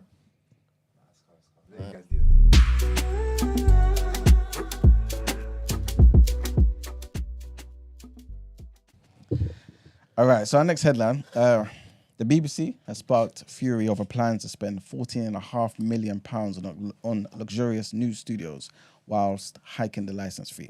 Bosses are splurging the cash, kitting out a building on a 2012 Olympic site. It will have 2 studios, visualization rooms, workshops and other spaces, likely to include a green room for stars to relax when they're not filming. They say the corporation's Maida Vale studios in West London are no longer fit for purpose, prompting the move east to Stratford. Our revelation, again, this come from the BBC, this come from the Sun actually, is that this was announced on Thursday and that the license fee will rise from £159 to £169.50. So remember the other day, I think, sometime last week, we were talking about how the BBC are increasing the license fee after it was frozen for 2 years. Next headline, this is a bit of a mad one, but obviously it would make sense if you guys remember the episode where Laura was here and we were talking about Congo. And long story short, the Democratic Republic of Congo's leader has taken his rhetorical attacks on his Rwandan counterpart to another level, right? By comparing him to Adolf Hitler. So Tshisekedi, who's the Congolese president, said that Paul Kagame, who's the president of Rwanda, was behaving like Hitler and added, "I promise he will end up like Hitler." Mr. Tshisekedi, who is campaigning for re-election, was addressing a rally in Bukavu, which is close to the Rwandan border. He has often accused Rwanda of backing rebels in the east of his country, which it has always denied. A spokesperson for Rwanda's government described the Congolese president's comments as a loud and clear threat. With the vote, less than 2 weeks away, Mr. Tshisekedi is trying to win backing for a second term, despite attempts to quell the violence, which has included ceasefire deals and the presence of regional and UN troops who are now leaving. Insecurity is still rife in the east of the country. A multiplicity of armed groups have caused mayhem, including the Tutsi-led M23 rebels, again we spoke about that on that day, who Mr. Tshisekedi has said are supported by Rwanda. A UN group of experts made a similar observation in a report released earlier this year with the US backing its findings. For those who don't know, the M23 is a rebel group and they've been seizing Congolese territory, forcing hundreds of thousands of people to flee their homes.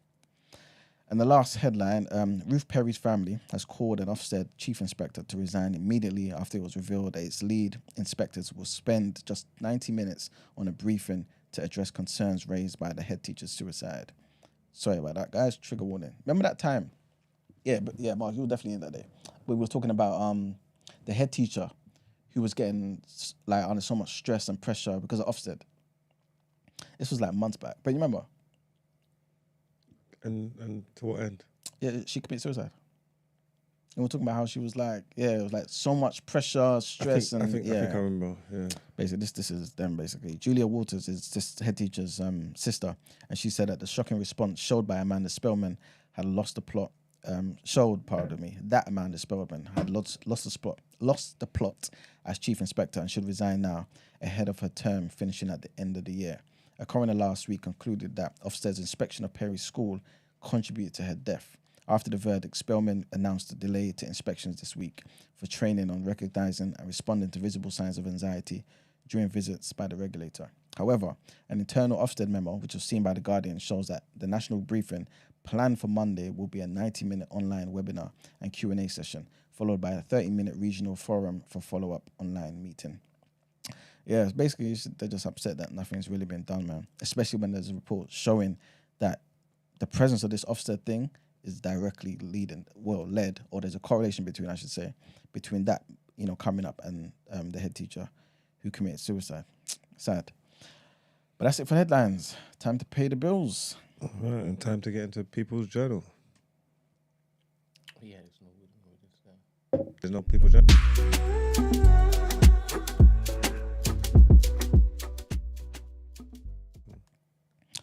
All right, people. I don't have much to talk about today, to be fair, for the People's Journal. But according to a forecast by a lender's trade body, mortgage lending is set to fall in 2024, man. What they're saying is there's going to be repossessions and the number of households in arrears that are pretty much all them numbers there are going to increase. That's what they're saying. They're saying obviously people can't afford the mortgages because of these high interest rates and things of that nature, which, by the way, hopefully are coming down. But obviously this would have been going on for a while, man, where people obviously who've been locked into their new deals this year, well, from the top of this year, will be struggling, for the next 2, 5, or even 10 years, depending on whatever deal they got. So yeah, man, they're kind of predicting that there's going to be a lot more repossessions, man. So unfortunately, bankers are going to be a lot more hesitant to lend obviously they're going to do the same stringent checks and things of that nature. But what they're saying is this is what they think is going to happen. Also, remember, on the lighter side or on the more positive side, remember I was saying the other day also that, what is it? That obviously the 2-year fixed rate has now come down to a 6-month low. So now the average 2-year fixed rate is 5.99%. So that's a good thing, you know what I'm saying? And a lot of people do believe things are going to start going down. Bank of England governor has said that obviously people need to hold tight. He doesn't see it going down yet. We're still waiting for them to have their discussion, hopefully this week, and we'll see if the base rate changes.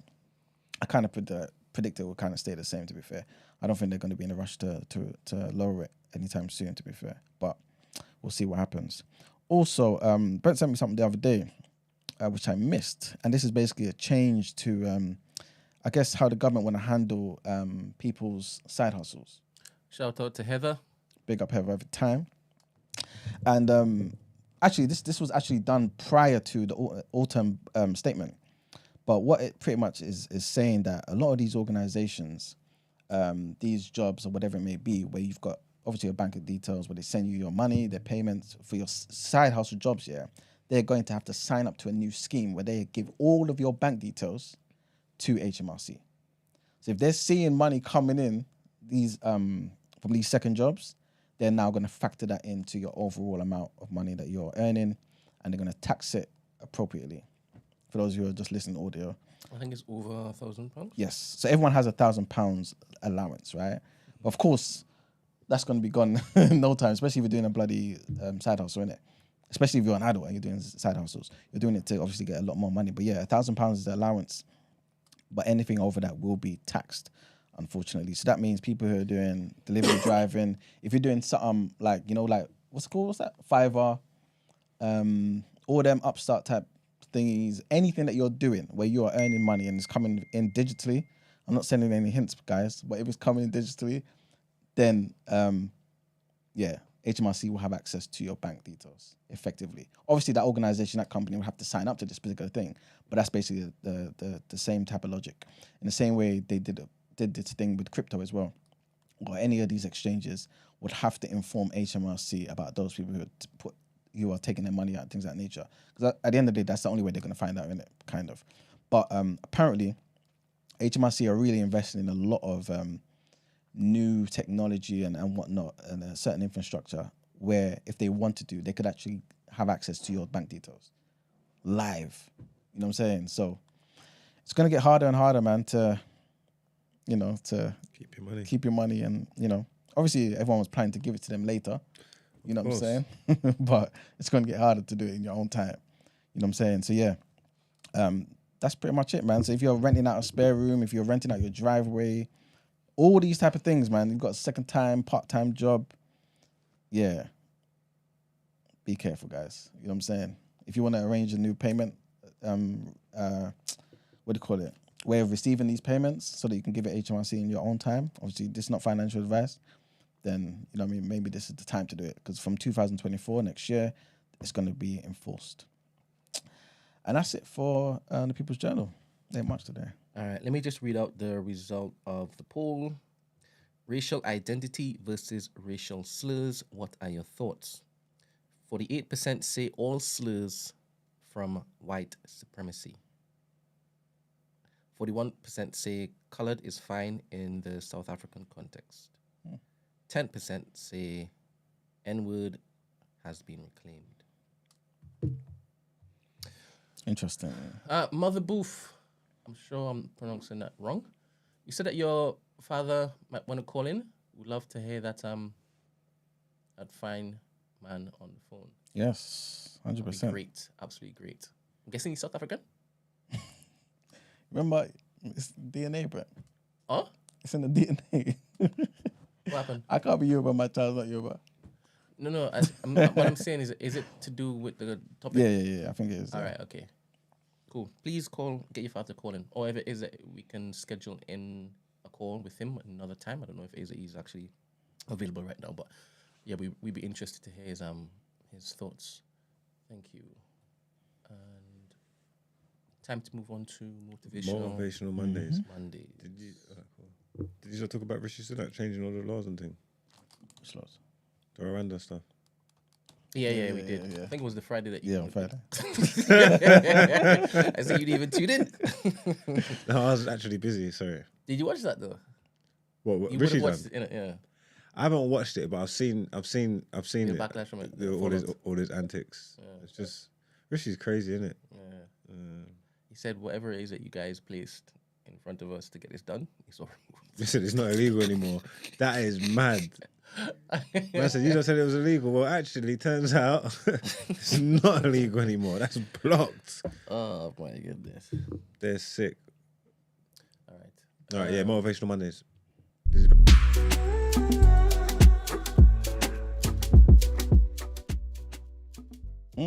That's mad. Right.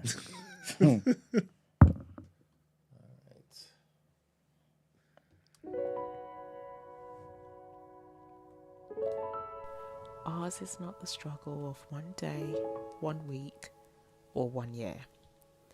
Ours is not the struggle of one judicial appointment or presidential term.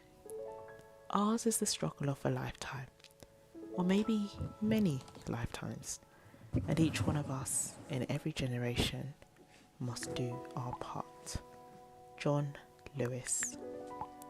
We all have a very important role to play within today's society, and as much as we shy away from it, we owe each other a duty of care.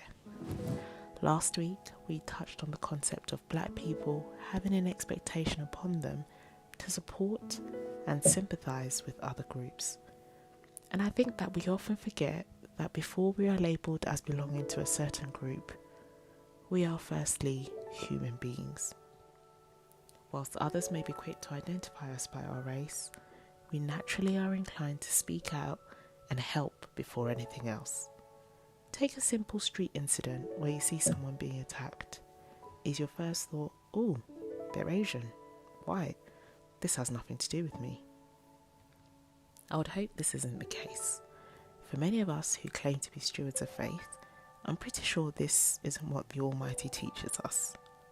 Essentially, as a human race, we have to stand as one at all times. And through the generations, we have seen others stand side by side, supporting each other through many toils and tribulations. We have a responsibility, a service to uphold. If not for our sakes, think about the future generations following on from us.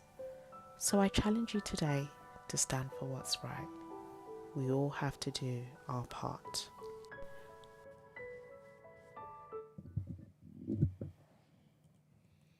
All right then. Where do we go now? Back into more headlines? Let's get into those headlines.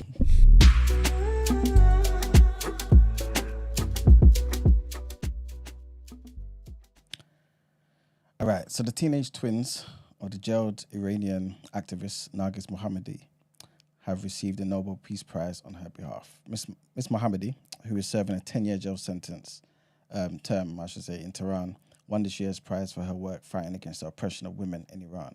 In a speech smuggled from prison and read out by her children, she denounced Iran's tyrannical government. This is what she said. She said, the Iranian people, with perseverance, will overcome repression and authoritarianism.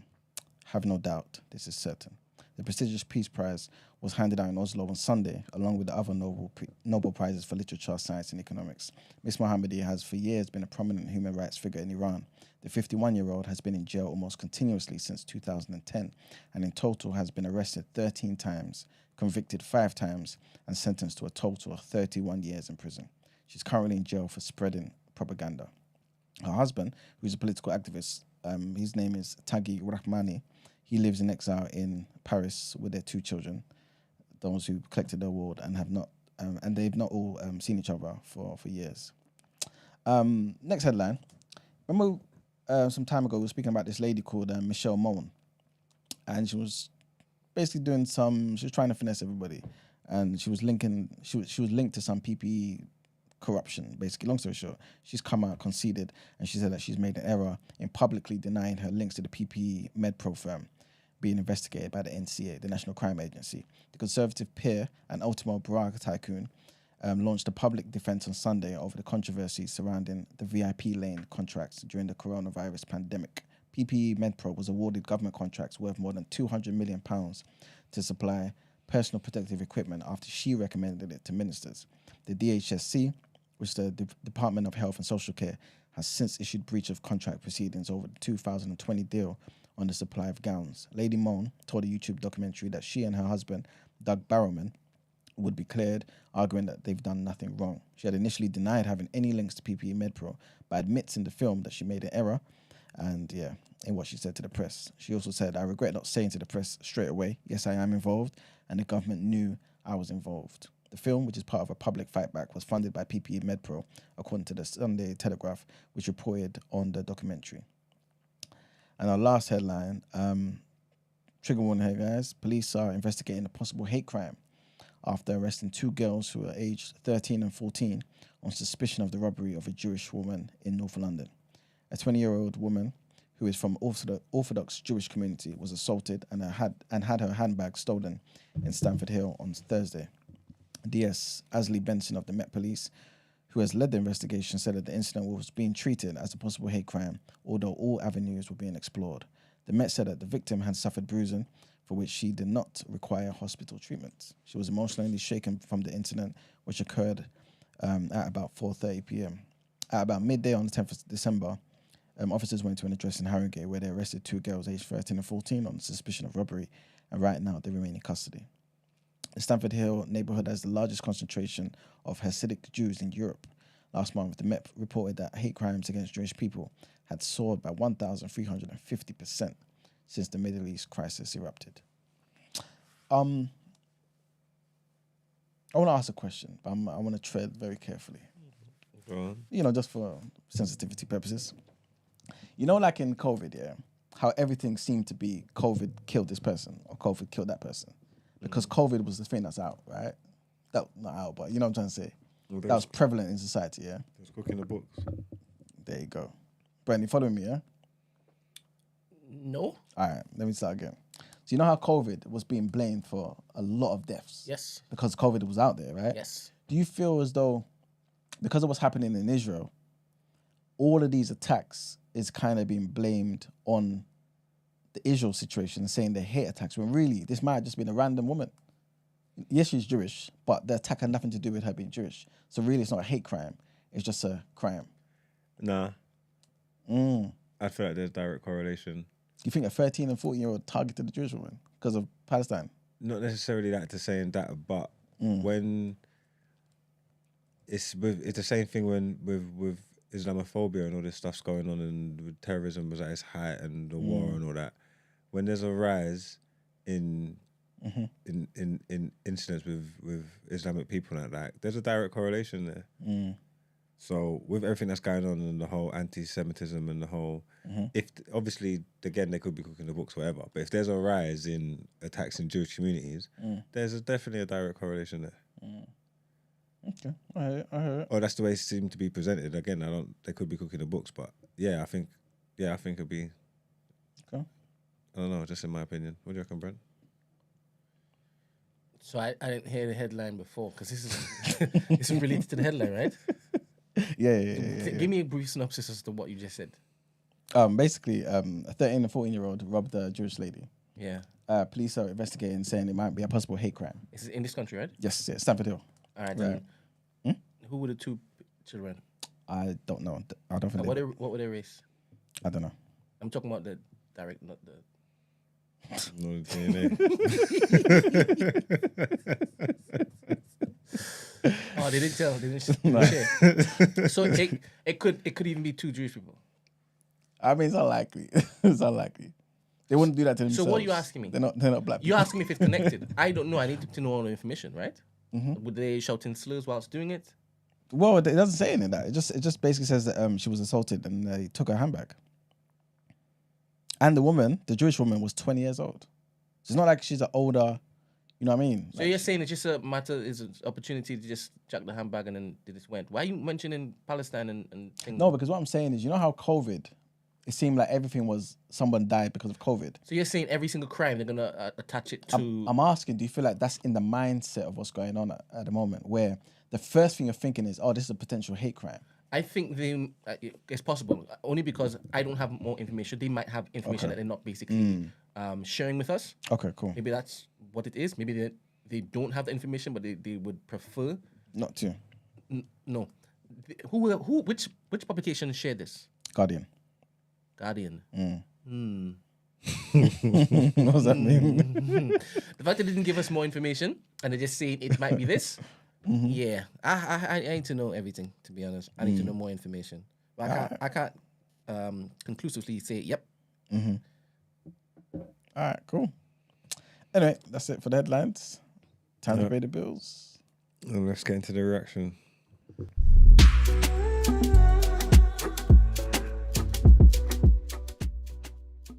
If I hear these phone lines go off at all, I'm gonna go crazy. Please phone in, because a lot of teams played, a lot of results came true. Some were good for fans, some were ridiculous, and some were absolutely, utterly shocking for others. And we have one in the studio. Well, there's a few main ones here we can talk about. I've got some headlines here. So, Richarlison scores twice as Spurs end winless run by thrashing depleted Magpies. That was a good win for them. It was. It was. They needed that. Yeah, it means nothing though. Well, let me read the story quickly and then I'll talk about it. So it says Richarlison scored twice as Spurs ended their 5-game winless run with a scintillating 4-1 thrashing of top 4 rivals Newcastle at Tottenham Hotspur Stadium. Making his first start since October, Richarlison converted a Hummingson cross from close range for his first goal, then added his second from a looping Pedro Porro pass in the second half. Earlier, defender Destiny Udogie had given Spurs the lead when he powered home another left-wing delivery from Son, who later added their fourth from the penalty spot, having been brought down by Newcastle goalkeeper Martin Dubravka. Tottenham came into the game having surrendered the lead in 5 consecutive games, but the victory never looked in doubt on this occasion, despite Joe Linton's stoppage time consolation goal, with the injury-hit visitors slumping to a second heavy defeat in 3 days following their 3-0 reverse against Everton. The win keeps Spurs within 3 points of the top 4 and puts them 3 clear of 6th place Manchester United. Newcastle, meanwhile, now sit 7 points off 4th place in 7th. Do you think if they never got injuries, they'll be top still? No. Why not? You don't want Newcastle? Spurs. Sorry, it's a weird question to ask me. If Spurs never got the injuries, do you think they'll be top? Not weird for you, how I process it. Oh, okay. Yeah, because I thought you were talking about Newcastle. Because they had injuries too, no? Yeah, they ravaged a bit. Yeah. It's possible. I think they'll be competing more. This little blip that they went through. Do you think Maddison was a very, very key player for them? Yeah. Maddison's a top boy. Maddison's a top boy. Yeah. But so do you think this little blip? Do you think they're over it now? Do you think they're going to be back on track? Well, the commentary online is that the Australian geezer, he's back. They play some good football, though, innit? Yeah. They play some good stuff, Spurs, man. Yeah. How do you hear you say you don't like it? Is it just because of your contentious history? Because Newcastle's been putting up some stinkers. Newcastle 7th. So they've been losing games, just like how Spurs have been losing games. I guess so. They've lost a few in recent. Yeah, I don't know. A lot of the results have just been shaky everywhere. The only team that's really been pulling them out is like you lot, Liverpool, even with them late ones, and City. I'm guessing. Well, yeah, let me see this. Let me see the next game from Spurs. Who have they got next? Star Crow. Who have Spurs got next, please? I don't know. Let me know. I wouldn't know. Saturday we got. No, we got a midweek game. No, Saturday. Saturday's the 16th. We got Liverpool on the weekend. You lot ain't got Liverpool to the 23rd, innit? You lot got Brighton. I don't know the text. I don't know. Are they telling us in the chat? He hasn't got the message yet. Nah, but they're doing all right though, man. And they play some good stuff, man.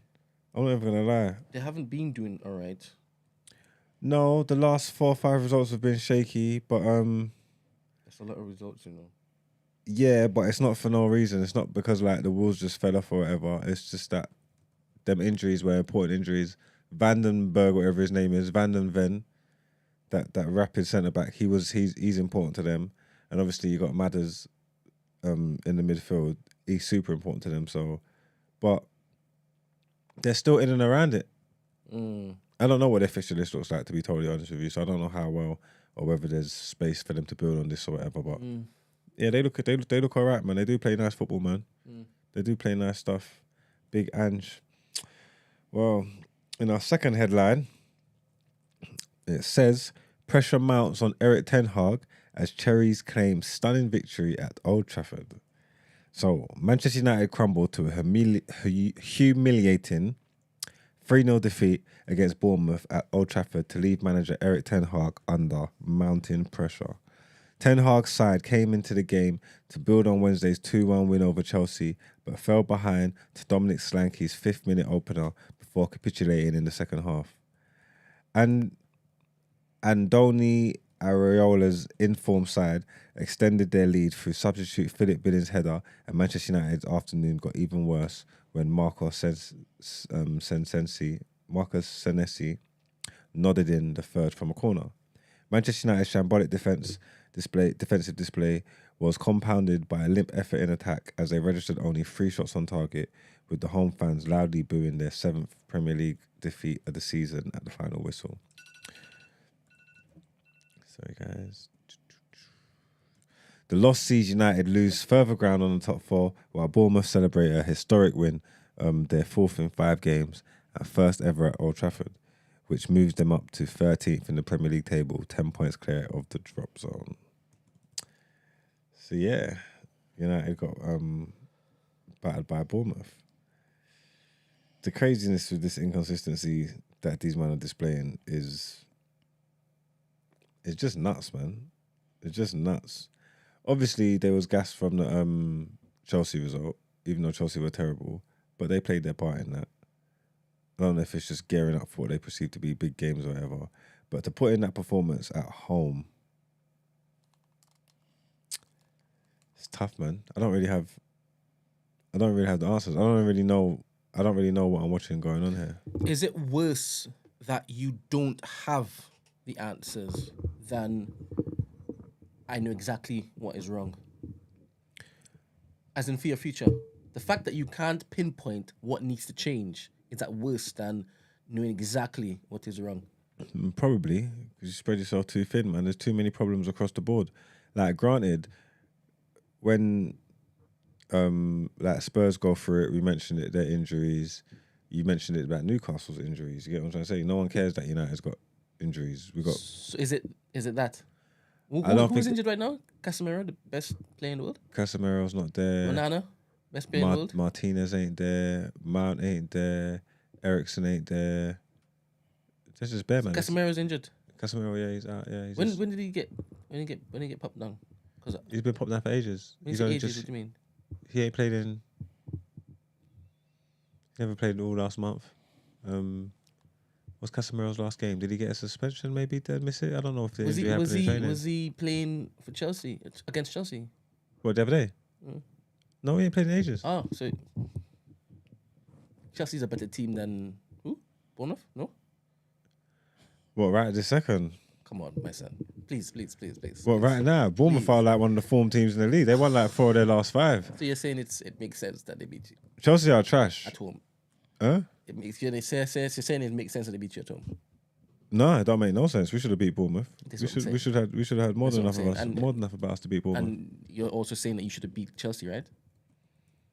Yeah, well, Chelsea and United are probably in the same boat. They're both just shit. So that was a toss of a coin. I didn't know we was gonna beat Chelsea.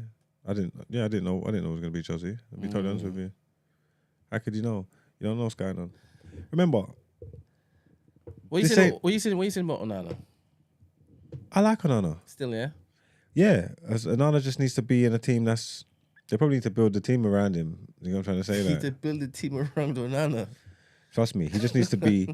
He just needs to be confident. What they brought him in for, they're not even allowing him. Not even. I don't want to say allowing him, but what they brought him in for, they're not even utilizing his strengths. Basically, they're not even playing like that. You know what I'm trying to say? Like that, the gaffer has got such like little faith in his team that he's going long all the time, that he's getting rid of his own, like his own ethos. You know what I'm trying to say? Like he's not even following it because of the lack of faith and ability that he sees in them players. Like, you know what I'm trying to say? So if you're not controlling games, and if you're just booting it long and just conceding possession and just inviting pressure, these things are gonna happen. You know what I'm trying to say? Like, it's easy to, like, I don't know. It's easy to chat shit. Obviously, it's because it's United, isn't it? Like, so people want to make scapegoats and all that. And all that. And keepers are going to do stupid things and make mistakes all the time. And especially don't help when your confidence is down and then you got like a makeshift back four in front of you and your midfield can't play football and hold the ball. All this stuff, it's just part and parcel of the game. So it sounds cute and it's funny. Like, obviously, I understand you don't enjoy it, but like, I ain't got no problem with Onana. You get me? Keepers do stupidness all the time. Like, we got a better goalkeeper than we had last season. That's what that matters to me. And if I was going to move forward and change bare things about the team, goalkeeper's not. No, I'm not looking at the goalkeeper. I'm fine. I'm happy with the goalkeeper. So you don't have to be happy with him, but he's not your goalkeeper. So that doesn't matter. I see bigger issues in midfield, like defense. Like, what team finished that game?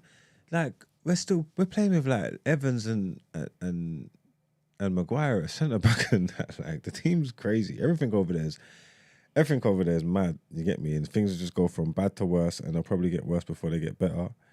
That result definitely probably put him on manager watch now. It's not helping. For you though? Huh? For you? You disagree with that though, no? I've never sacked the manager. I've never advocated to sack any manager that we've ever had. That's not my story.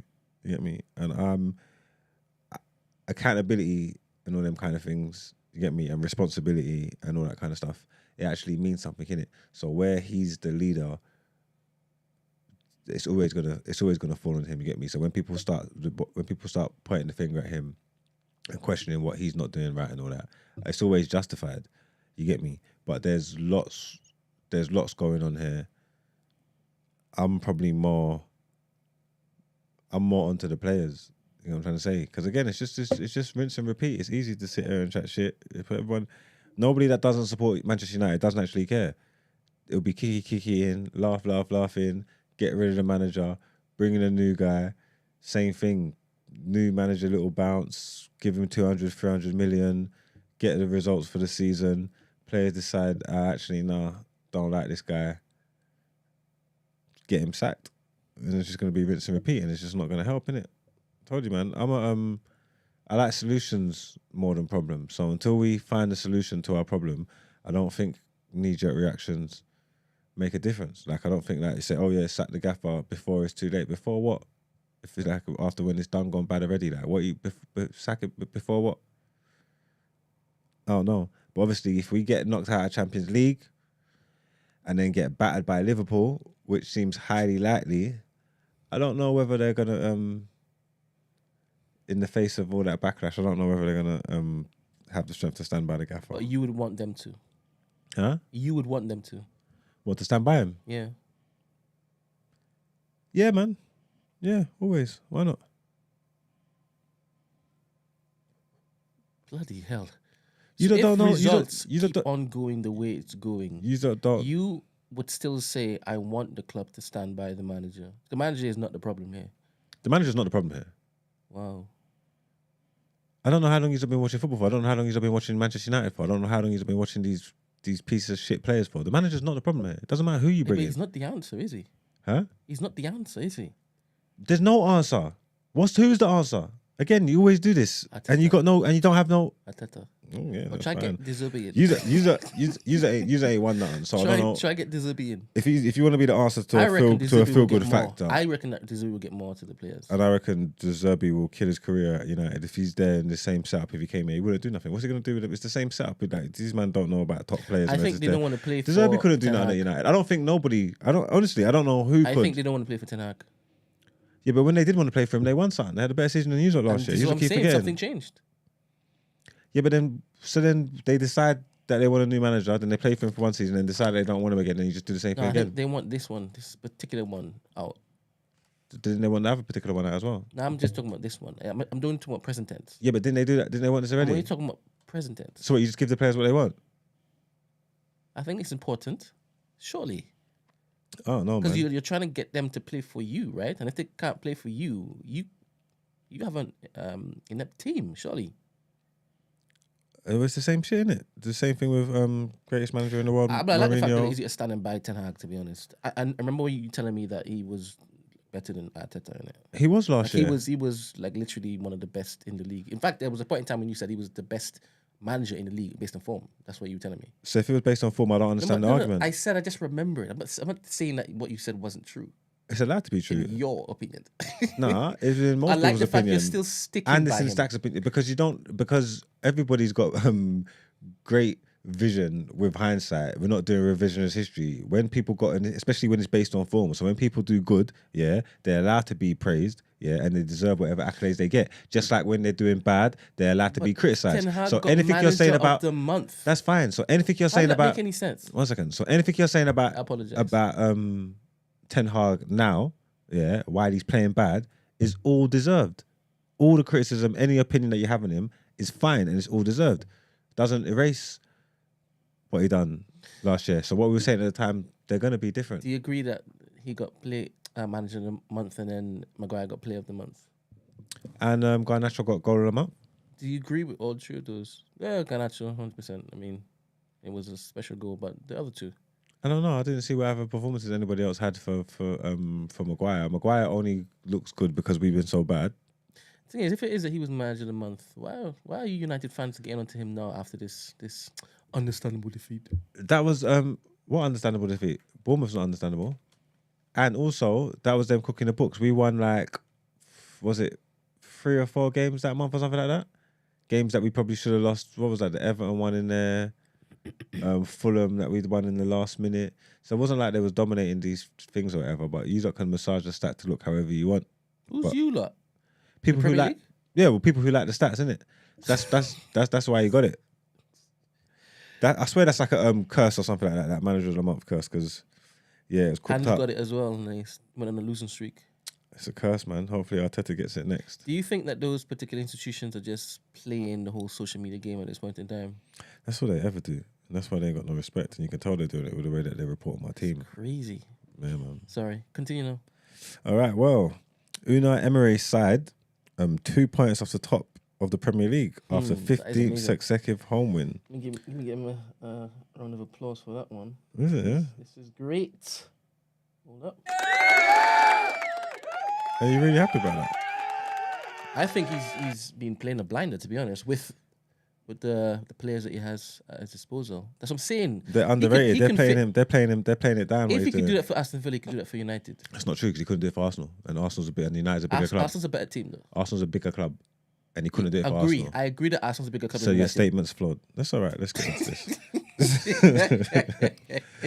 I tell you though, the likes of Emre and Deserby, even Eddie Howe, they are not helping Erik Ten Hag one little At all. bit. At all. Not even one iota. Yeah. Yeah, that's true. You take that. Yeah, follow. John McGinn's early goal was enough to earn Aston Villa a 1-0 win over Arsenal that moves them to within 2 points of the Premier League summit. The Gunners were knocked off the top of the table by Liverpool earlier on Saturday and faced a formidable task if they wanted to regain their place, with the Villa winning 14 consecutive home matches in the Premier League since a February defeat against Mikel Arteta's Arsenal side. Villa had never won 15 top-flight home matches in a row, but smashed the glass ceiling thanks to McGinn, who struck early during a flying start from the hosts. Villa were unable to sustain their intensity and had Diego Carlos to thank for 2 goal line clearances, while Kyle Havertz's late equaliser was disallowed for handball as Emery's side clung on to a win that surely confirms their status as Premier League title contenders. Do you think the goal was fairly disallowed? What, the Havertz one? Handball. I think down to the law, Yeah. it was correct. But how he called that? That is cheeky. He got the vision, man. He saw it, man. Yeah, but my thing isn't really that, to be honest. What's your take I mean, on the game? none of my gripes are the referee-related stuff. Only because I've kind of seen it as a default now. I'm kind of seeing it as we're not going to get things our way until you get when them it your should way. be. So 'Cause we should then you've got just them your way. focus on making sure that whatever interruption from the ref doesn't like lose us the game. So let's just focus on what it is that we can basically do. Is this what you told yourself now? Despite So you're that. No, playing this is against me. you're playing against the ref and VAR every week now. This is me. Siege mentality. It's proper you lot against the world. This is just me. I'm not saying I'm speaking for every single Any results African. that's gone use us way don't count for nothing, can it? You do realize that we've lost twice. I hear you. Yes? We've lost twice. I've watched your manager this season come And out we praising should have VAR. never have lost that game. Do you know that I've seen your manager come out this season praising VAR and the work that the referees do? I don't the know if results that's went your way. accurate. Yeah, it's true. So I hear you talking to me, but the event that you're talking about, that you're citing, there was context to that was stripped away, and then it was put next to this new event horizon, and then it looks like, oh my goodness, so when it's going your way, it's fine, but when it's not, there's this. It's inaccurate. But that's neither here nor there. I could care less because every manager would do the same thing anyway. Okay, go. Right? Because we've seen that borne out after the fact. But this season we are up against VAR. And it could be all down to Arteta. Him saying what he said and daring them. And I believe it's also encouraged other managers to say, well, if he's allowed to do it, let me now lean in a bit heavy. And rightfully so, things need to change. But we are going to pay for it this season. This narrative stinks. You are going up against VAR. Arsenal got beef with VAR and the refs, and that's why it's so hard for you to win a game. I don't want to generalize it. Let's be specific. I see what you are doing. Let's be specific. I respect it. No, because when I talk to you about this, it's different than me being another Arsenal fan that's formulated certain thoughts and just peddling it, right? I'm speaking to you of my own relation, my own thought process, and I will give you examples as to why I've come to this particular thought process. That should be a penalty, yes? What? The Jesus foul. Well, yeah. Where he kicked his foot. It should be a penalty. No?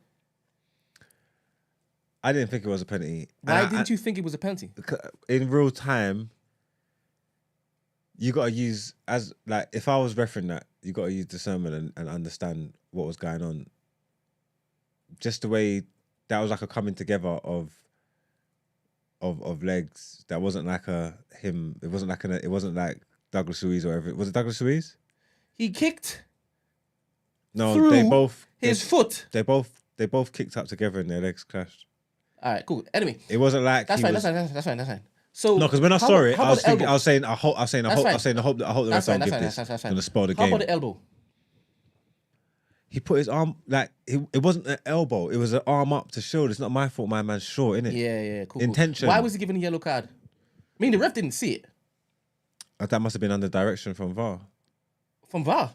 Who did you say the ref You're didn't see saying it? that VAR checked it and said possible red card? I don't know, because if you said the ref didn't see it, who gave him? He just gave him the yellow card. I'm sure. I guess somebody in his ear told him, "Yeah, he did elbow him, but we can't allow them to be good on one because Arsenal will run them ragged." It speaks to the intent, innit? Yeah. So your intention was to shield him off the ball and to raise your arm because of the dangerous motion it's and a what crazy take from happened. you. Where that's why It's a crazy take we're carding you. Tell me something. If your intention was to elbow him, you would have got a red. The same incident happened when y'all are playing and Garnacho gets a conk in his head. Bear in mind, you guys are playing Liverpool.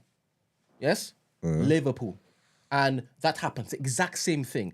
What would you want done? What should be done? If it was that's where I stop. That's where I stopped. So I said, if it was the exact same thing, I would say it was a red. What I'm saying regarding the refereeing, I'm giving you examples as to why I'm saying I don't rule it out. We just need to do better. You're watching with your Arsenal tinted glasses. I watched both those incidents and I said to myself, if you got a red card there, that would have been harsh. And I also said, I don't think this is a penalty. There's no bias there. That is nice. Anyway, so this is what I mean when I say I'd rather win the game irrespective of the refereeing intervention. Okay. So we could put it beyond the shadow of a doubt. Do you think you deserved anything from the game, regardless of the ref? Yeah, we weren't as sharp enough because Odegaard had 2 fantastic opportunities. He did. Didn't put away. He did. So I do believe that, we did enough to win, but we just didn't.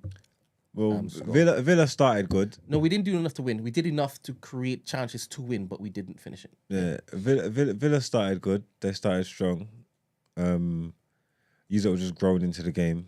I was happy. No, I wasn't happy after the game. Obviously, I don't like the fact that. But I'm good this season. Like, we are playing wavy this season. We just need a couple little adjustments. Little tweaks. Yeah. We need a striker. We need another midfielder, right? And Timber needs to come back. And that's all going to happen. So, like I keep telling you, I see this as a long-term investment. My watching Arsenal again and loving Arsenal again is not it's a long-term investment. I don't expect to win the league just because we came second last year. But I do believe that we are better than we were last year. The league is far more competitive than it was last year.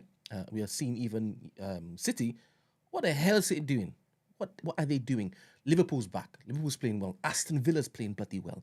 Tottenham, if it is that they come summer, they make signings where if they lose a couple of key players, they still have the same system in play when they come back. Again, this is great.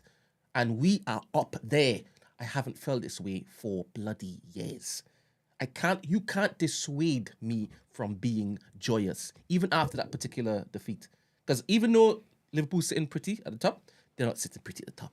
I'm confident going into the Anfield game. I'm confident that we will turn up. Aye. Yeah. I'm not riddled with fear. Well, it'll be a great result if you can go to Anfield and get something. I said from them 2 tough away games, if you take anything from 4 to 6 points, 2 wins, I would have said wrap up the league, put it in a bowl, give it to them. Yeah, if you've done 2 wins there. A win and a draw, even a win and a draw would have been extremely impressive. Splitting the results, it's just coin toss stuff. So probably doesn't give me as much information as I would want. I don't know if you are the team to chase down a lead. You get me? Man could be talking all what they want about City. At one point, the gap between City and Arsenal was 10 points. It's a different league now. Yeah, it is, but it's just the same. It's a different team, but it's the same mindset, and we know that they haven't switched on yet.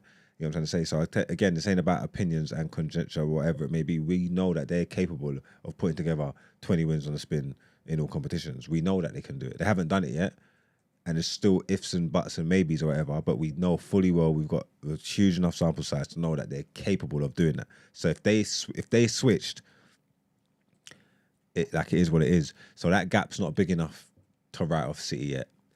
I would never. Liverpool are almost back. If you watch, they're getting the results. I think they're doing a bit more. I don't think they're fully back because they're letting in goals. Yeah, but it's showing resilience on that. It's kind of in keeping with what Arsenal are doing. Arsenal ain't playing as good a football as they was last year. They're not as good as they was last year. Sorry, have Liverpool been playing heavy hitters though? I don't know, but they're getting the results, man. Yeah, I hear that. 100% hear that. Yeah, but the heavy hitters don't matter. There's no one in the league that's a heavy hitter for them at home. You draw to them or you beat them. God forbid. Oh yeah, God forbid. God forbid. But if that happens, it's again, over. It just fortifies my confidence. If we beat Liverpool, we're back in the title race. Yeah, sure. But I can't be dissuaded with my joy, man. I can't be. Because I saw the game. And again, I'm still thinking we are going to be cooking when it is that we just make a couple other tweaks. And it's coming. It's coming. Well, maybe. You haven't had your Arsenal dip yet.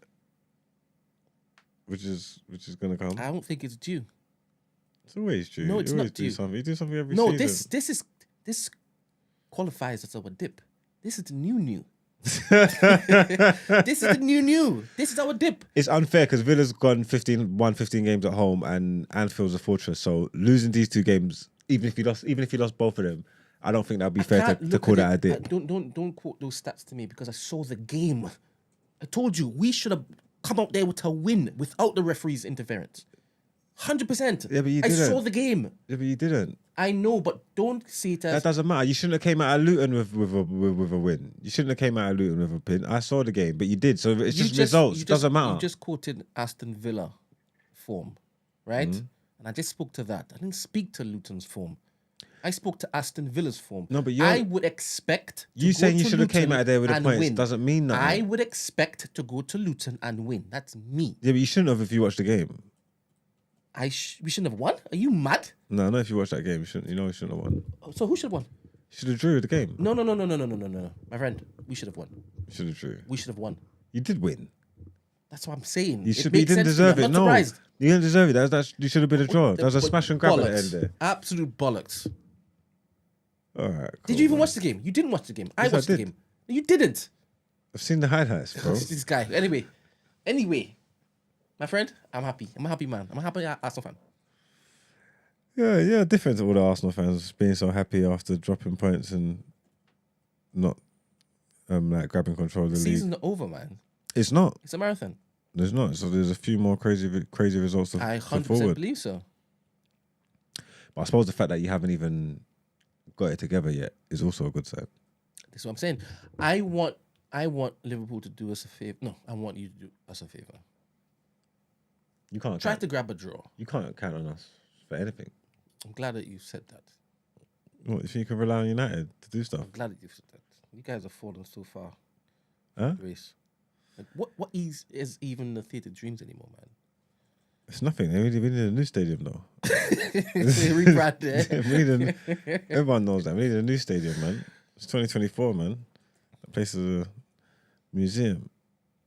Need a new stadium, man. Need what's the word? We need investment, man. Need an influx of some money, man. Ratcliffe and them, man, got to do it. 2 billion. That's why we should have got the Sheiks, man. 2 billion, new stadium.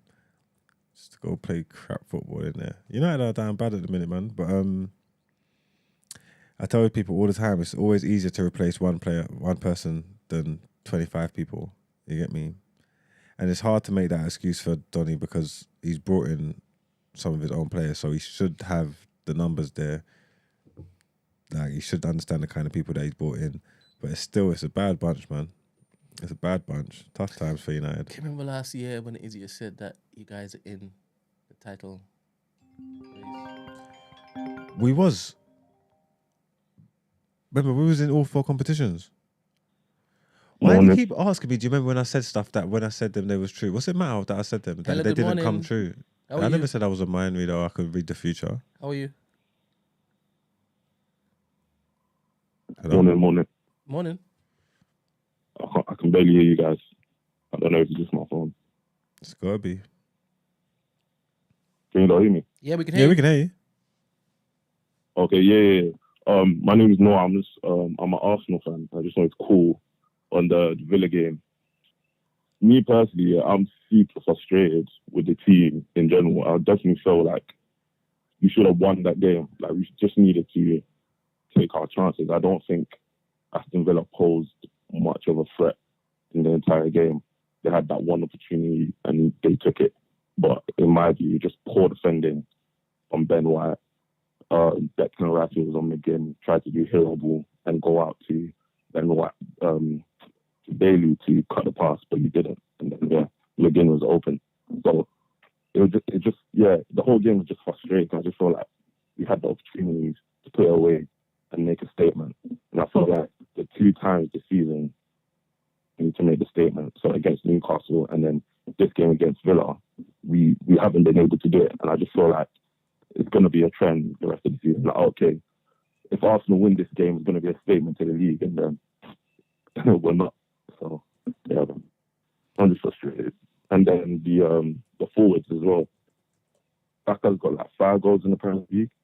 I think between Martinelli and they only got like 4. Like, they're killing it in the Champions League, but in the league, they ain't really been kicking ball. And it's just been, pick up the pace. Do you think you made the wrong choice bringing off Martinelli? Pardon? Do you think that they made the wrong choice bringing off Martinelli for Trossard? No, Martinelli was having a poor game. Like, yeah, he tried hard. Like, he runs his play ragged, but he needs to be an outfield player. Like, he wasn't contributing to the game. much. So I thought bringing on Trossard was a good move, but Trossard himself, when he came on, he didn't he didn't play well himself. So yeah, I thought I the didn't two know what wingers just looked like you had more of a threat down the left. I feel like Martinelli always looks like a threat, but then there's games where he always looks like a threat. Like that's just because of his style of football. But if you just keep going down the line and then nothing's coming up from it, then in my point of view, you got to try to switch it up, which is what they try to do. But Trossard, didn't play himself in glory either. So. And you don't think it was a bit unfair saying that they only had like the one chance that they took? There was obviously Yousaf definitely grew into the game, but there was a few counter attacks there. Yousaf was weak on the left side. Zinchenko's defending was terrible. Even in the second half, that DRB looked like a little threat. I see him putting balls in. If their finishing was a little bit better, they could have created a bit more.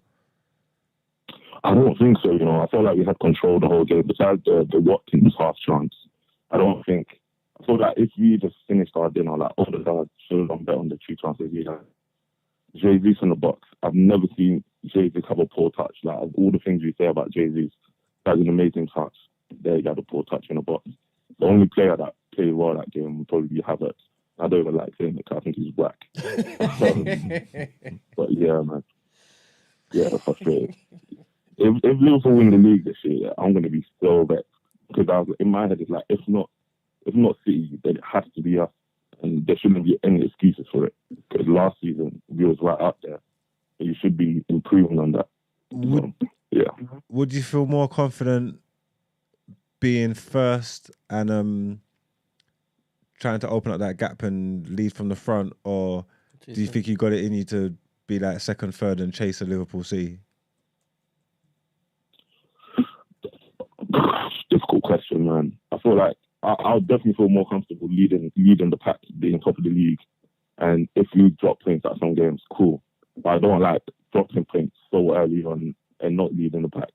I want to be the standard for the league. If you understand what I mean. I want everybody to be chasing us. I feel like we'll do better that way. I love that this is our new normal. Huh? I love that this is our new normal. Yeah, it will be. Expectations. Yeah, no, it has 100%. Oh, just leading and just not winning anything. You don't really need to win something. Like, to the last season. Yeah, and I'm going to double down on it. Like, you don't really, really, really need to win something. Just to solidify Yousaf's position, and so Yousaf are actually where Yousaf think you are. I don't want no false dawns on these things. Like, you know what I'm trying to say? Like, it's... Yeah, just... Yeah, no, I hear it. You don't need to. There's a lot. There is hate. There is coming from hate. There is a bit of hater in there with me, but it's actually valid though. Like, you know what I'm trying to say? Like, it's actually valid. Like, you don't really need to win something. Champions League. Yeah, no, I hear it. Yeah, I feel like go for it, man. Yeah. If you don't win the Champions League, you won't hear peep out of me. I feel like it's not failure if you don't win anything, but if we don't, it's gonna be like, what, you've just been competing for no reason. Like, at the end of the, like, you need to win something by the end of this, isn't it? Like, obviously, maybe not this season, but if you don't win something by the end of next season, I don't know what Arteta's still doing there. Like, cool, your project, how long is this project meant to last, isn't it? Like, I want to win something. I disagree with that vehemently. I disagree with that so strongly. Like, he is maybe that's, you're an older Arsenal fan, isn't it? I'm 22. I've not seen none of the glory days, Jonathan. I want to see some glory days. Get me a manager that can bring me glory days, man. When I was going to school, and United were up here, I was like, damn, I want that to be me, man. Yeah. I've never had that. I want to have that, you understand? Yeah, I understand, man. I'm not patient for it. I hear you, yeah, man. I hear it, man. Thanks for your call, man. Yeah, man. I just want to call and give my 2 cents, man. Thank you, guys. Appreciate it, man. Appreciate it greatly. Every penny counts, man.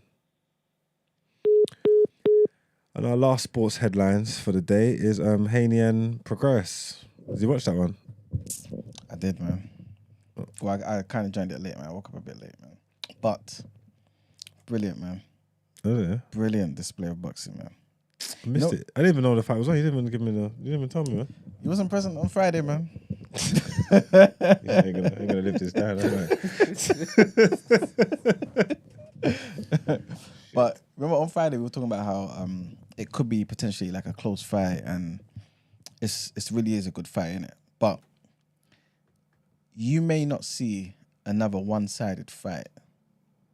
This one-sided, between elite boxers ever. That's including Terence Crawford and Errol Spence. I was just about to say, what, Crawford?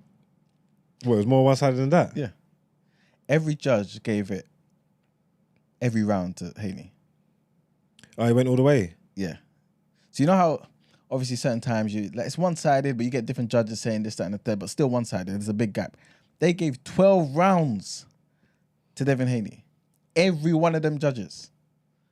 One side. It was such a dominant performance. Why couldn't you put him to sleep?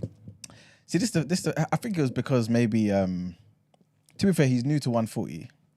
I personally don't think he has the power to like necessarily stop a guy. Like he doesn't have like one knockout power, innit? Like one punch knockout power. But to be fair, I think if he pushed it, I think he could have stopped him.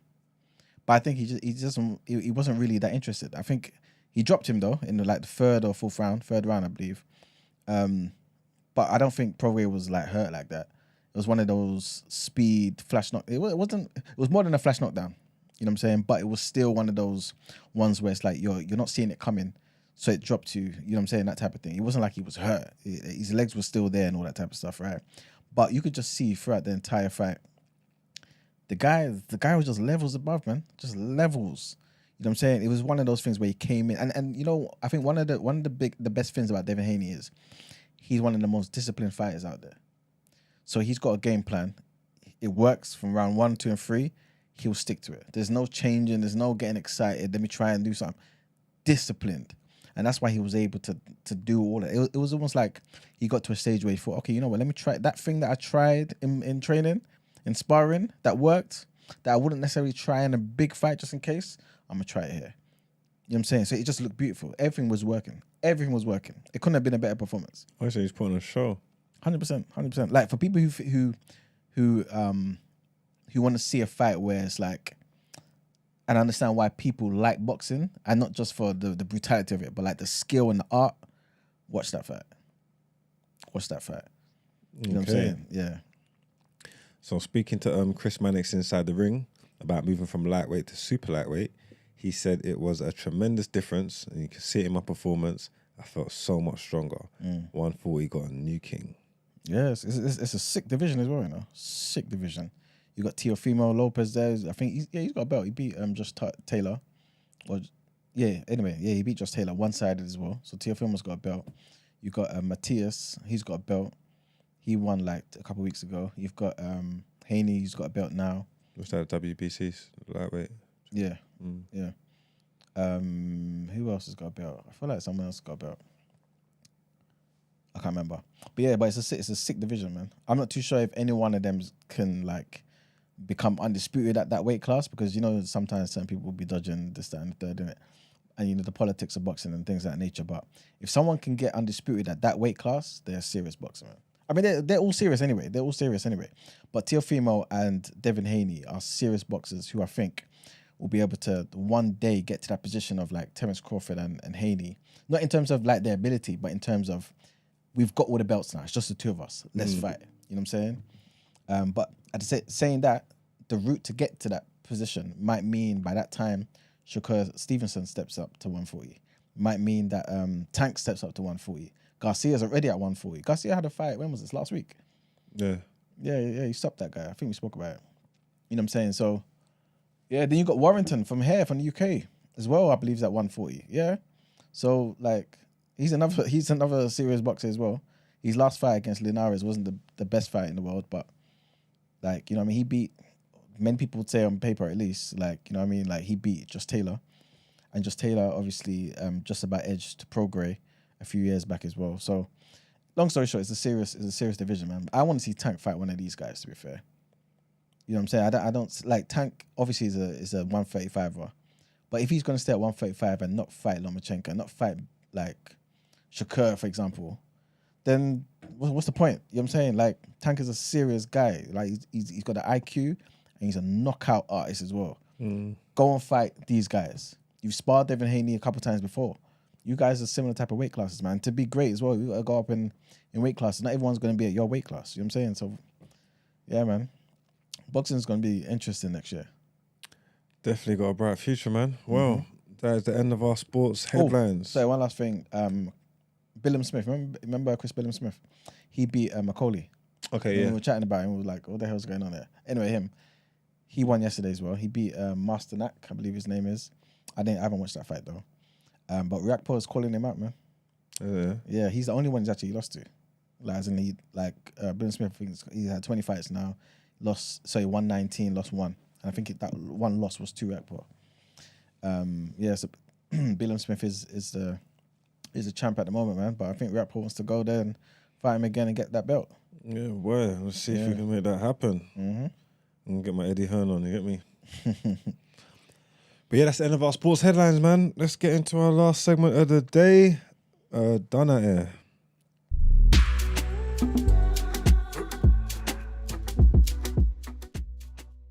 In the link. All right, click the link, Brent. We'll get this. It's not working on my side. I can't see it. We get to see humans being horrible, I'm guessing. What's this? It's just unnecessary, really.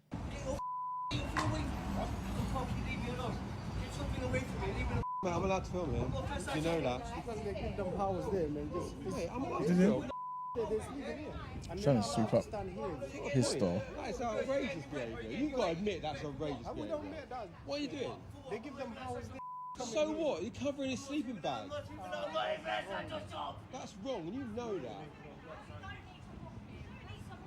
What are you doing? Oh no, they're sleeping. Wait, so play that again because I missed what was actually going on. What's going on? So there's a homeless man sleeping rough outside.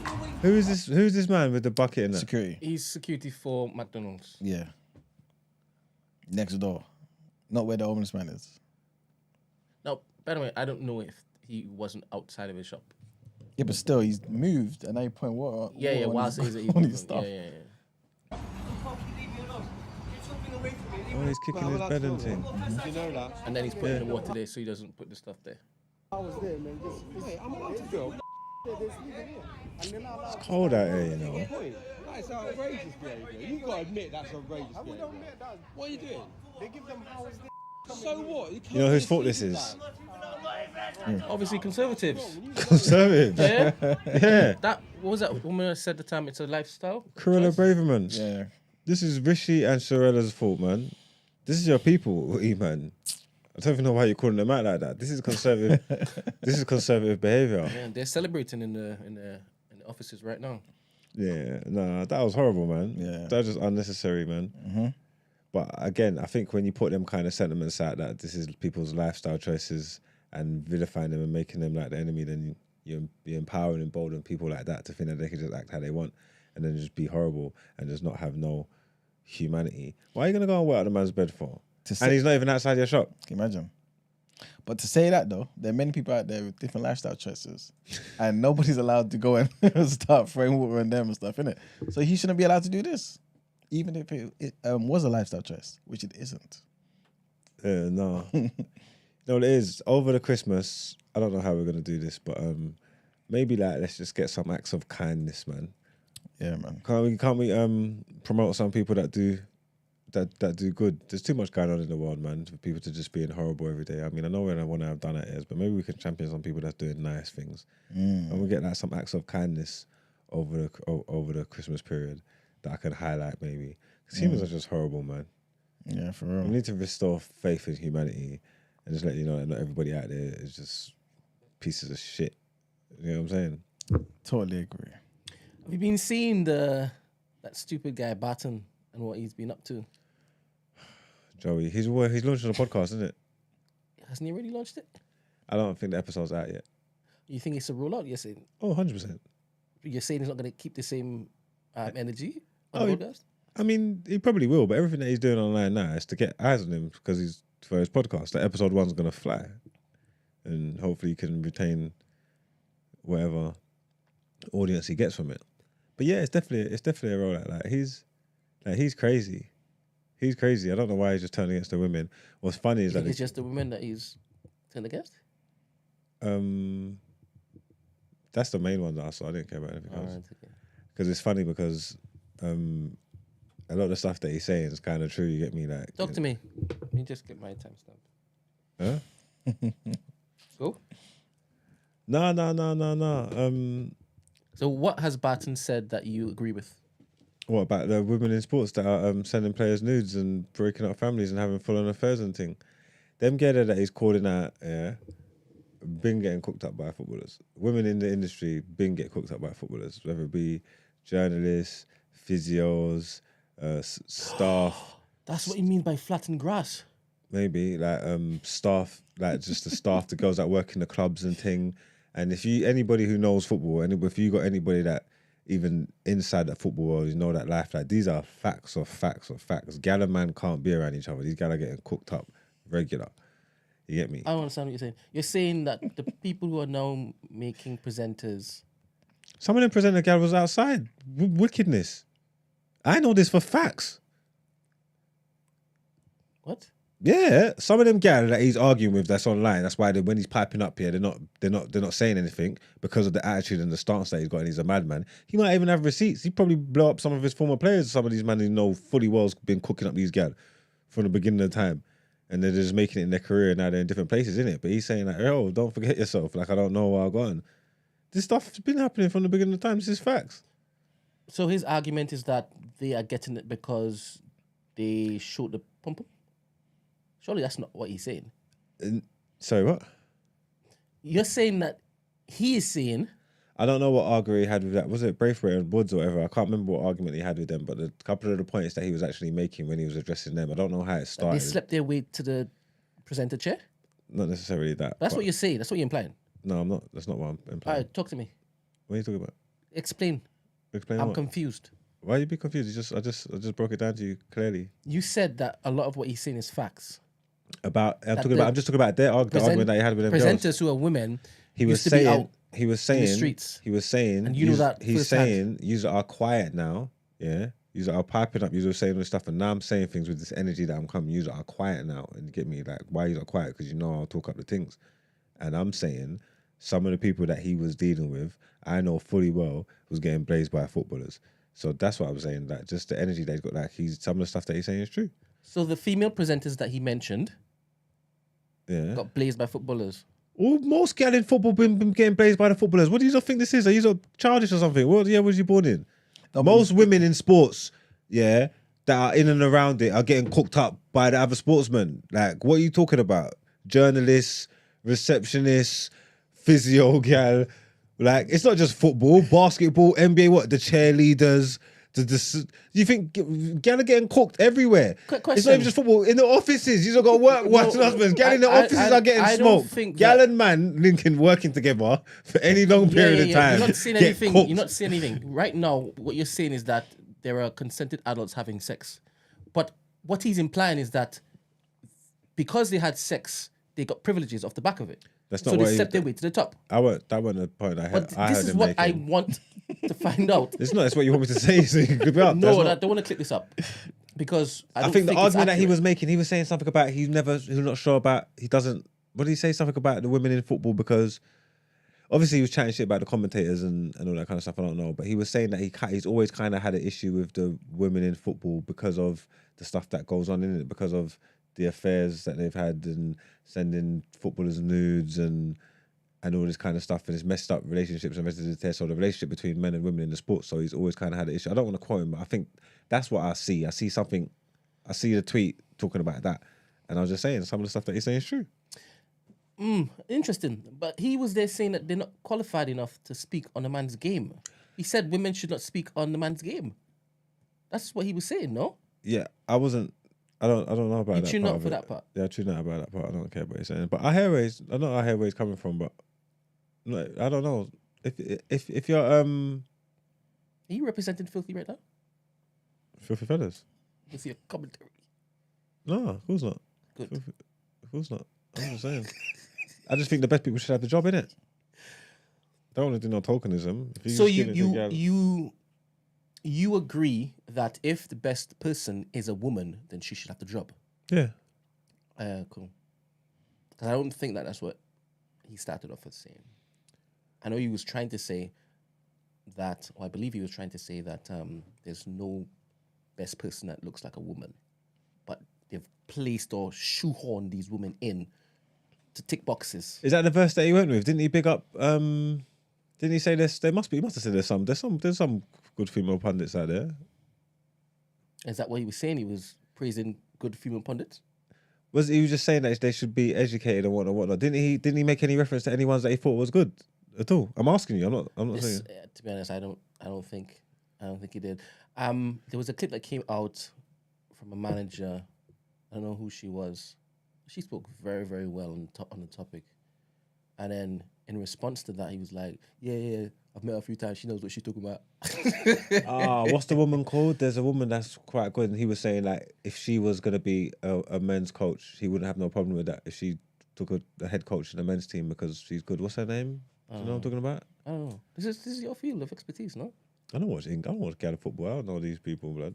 I don't know these guys. I'm sorry. The only ones I know is Laura Wood and Gabby Logan, Alex Scott. They're the only three that I like, actually. I think Laura Wood's cool. I like Gabby Logan. I like Alex Scott. I like the light skin thing from CBS. She knows with Jamie and Henri and all them. It's nice, right? Yeah, but she knows her football as well. Yeah. The little Asian gal that used to come on a Sunday Supplement. She's a journalist. I can't remember her name. She's cool. Some of them are alright. I must be stupid because each time I've seen a woman with the mic in front of her mouth and she's been stood next to a man, sometimes she's even sounded better than a man. Sometimes, but some of them are meaty. Let's have it right. I don't know. I haven't got a clue. I don't watch too much. So you only know when sometimes they sound better. So you only know the good ones, but you haven't seen none that's meaty. No, because to me, commentary for me, I'm normally watching it where it's not even English. It's not even English commentary. So when it now comes to the highlights and whatnot, it's just brief little. I should have put Joey Barton down there anyway because didn't they kill that youth? They're racist, isn't it? Yeah. And I swear he done a little. But this was the start of his rollout. He done a little clip talking about it was just a little scrap. Yeah. This was the start of his rollout though, and he piggybacked off of that and he said, "Alright, cool. Let me be misogynist. Let me be sexist." And everyone's like, "Argh." Yeah, I think he's doing the Geppetto thing. If you can't see that, and this is literally a rollout. Hey, I can't be racist because ask where you're Ferdinand, ask Eden Wright. Yeah, that one's. You jumped their names in it. Yeah, he's a fucking idiot. Oh, he's now. Huh? What? He's a fucking idiot. I was trying to get you to say that from the very beginning, and I wanted to tag him. You can tag him. You wanted to go crazy. You wanted to go. I tagged filthy fellas with that. Give us some weight to it. He could very much be done at it, instead of just a little scrap, bruv. One of them brought out an axe, bruv. You can't. In what world? This man must really think he's a Viking. In what world can people be using axes? You're talking about it's a little scrap. Like what? Lives being lost in that. My mind would be gone if it is I hear that my brother was killed with an axe. My mind would be gone. There's no level of take some time and think about it. I'll get vexed the amount of time I am still not doing anything about it. An axe. Ha. Yeah, he's just taking a piss. He's just trying to get clicks and do that rollout. He got no care about rubbing people the wrong way. He just wants eyes on him and clicks on him. Because there's definitely like a bit of disdain there for him, like when he's just going off. I just don't even want to see him talking shit. He should really be done at it, to be totally honest with you. He should be the right candidate for done at Joey Barton. All this fucking woofing that he's doing, like I'm saying, just on a rollout, on a PR thing. Yeah, he's a piece of shit. I changed my mind. The homeless man went through it. He didn't deserve that either. But you blame the Conservative government, which is right. I blame right. I blame E-Man right. and the Conservatives. Yeah, Joey Barton would be a better candidate for done it, like just causing all this trouble, just chatting all this shit, and then like he's saying, this movie like no one ain't safe. He's going for everyone, and then the cheek man said, "I ain't racist. I got black friends," and try at them. I don't even know if that man even like him like that. I don't think I see any of them man that reply to the tweet or interact with it. Who was it? Rio, Ian Wright. Fuck. I can't think. Would Anton have been in it? He was with Rio and them man at QPR, innit? All right. That's what. So they played with him. They would know. But his history is history. He's done what he's done. You get me? Yeah, he's a piece of shit. I changed my mind, man. Joey Barton's done it, man. Scrap, It's a little scrap, innit? Piece of shit. Yeah. Fuck Joey Barton. Take that. Yeah, you done it, man. Let's get to our outro.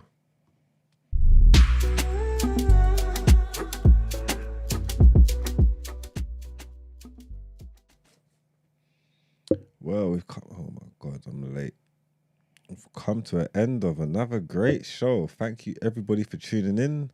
Thanks for our callers and everybody that got involved in the chat. Shouts out to Brent's AI for keeping the polls going. We're going to give away 2 tickets to the No Behaviour show on the 16th this weekend. We just need to work that out as the AI came back with anything. So the AI sent a message saying that they're participating in the live with the live on mute. So they apologize. They didn't hear shit. We go again tomorrow. Tomorrow we go again. Same time, same place, we'll be here, man. Thank you for taking part. Make sure you like the video on your way out. Make sure you share it and all that kind of good stuff because we need it for the algorithms. Anything else you wanted to know, Brent? Nah, not yet. All right, cool, man. We'll see you in the morning, man. Peace. Peace.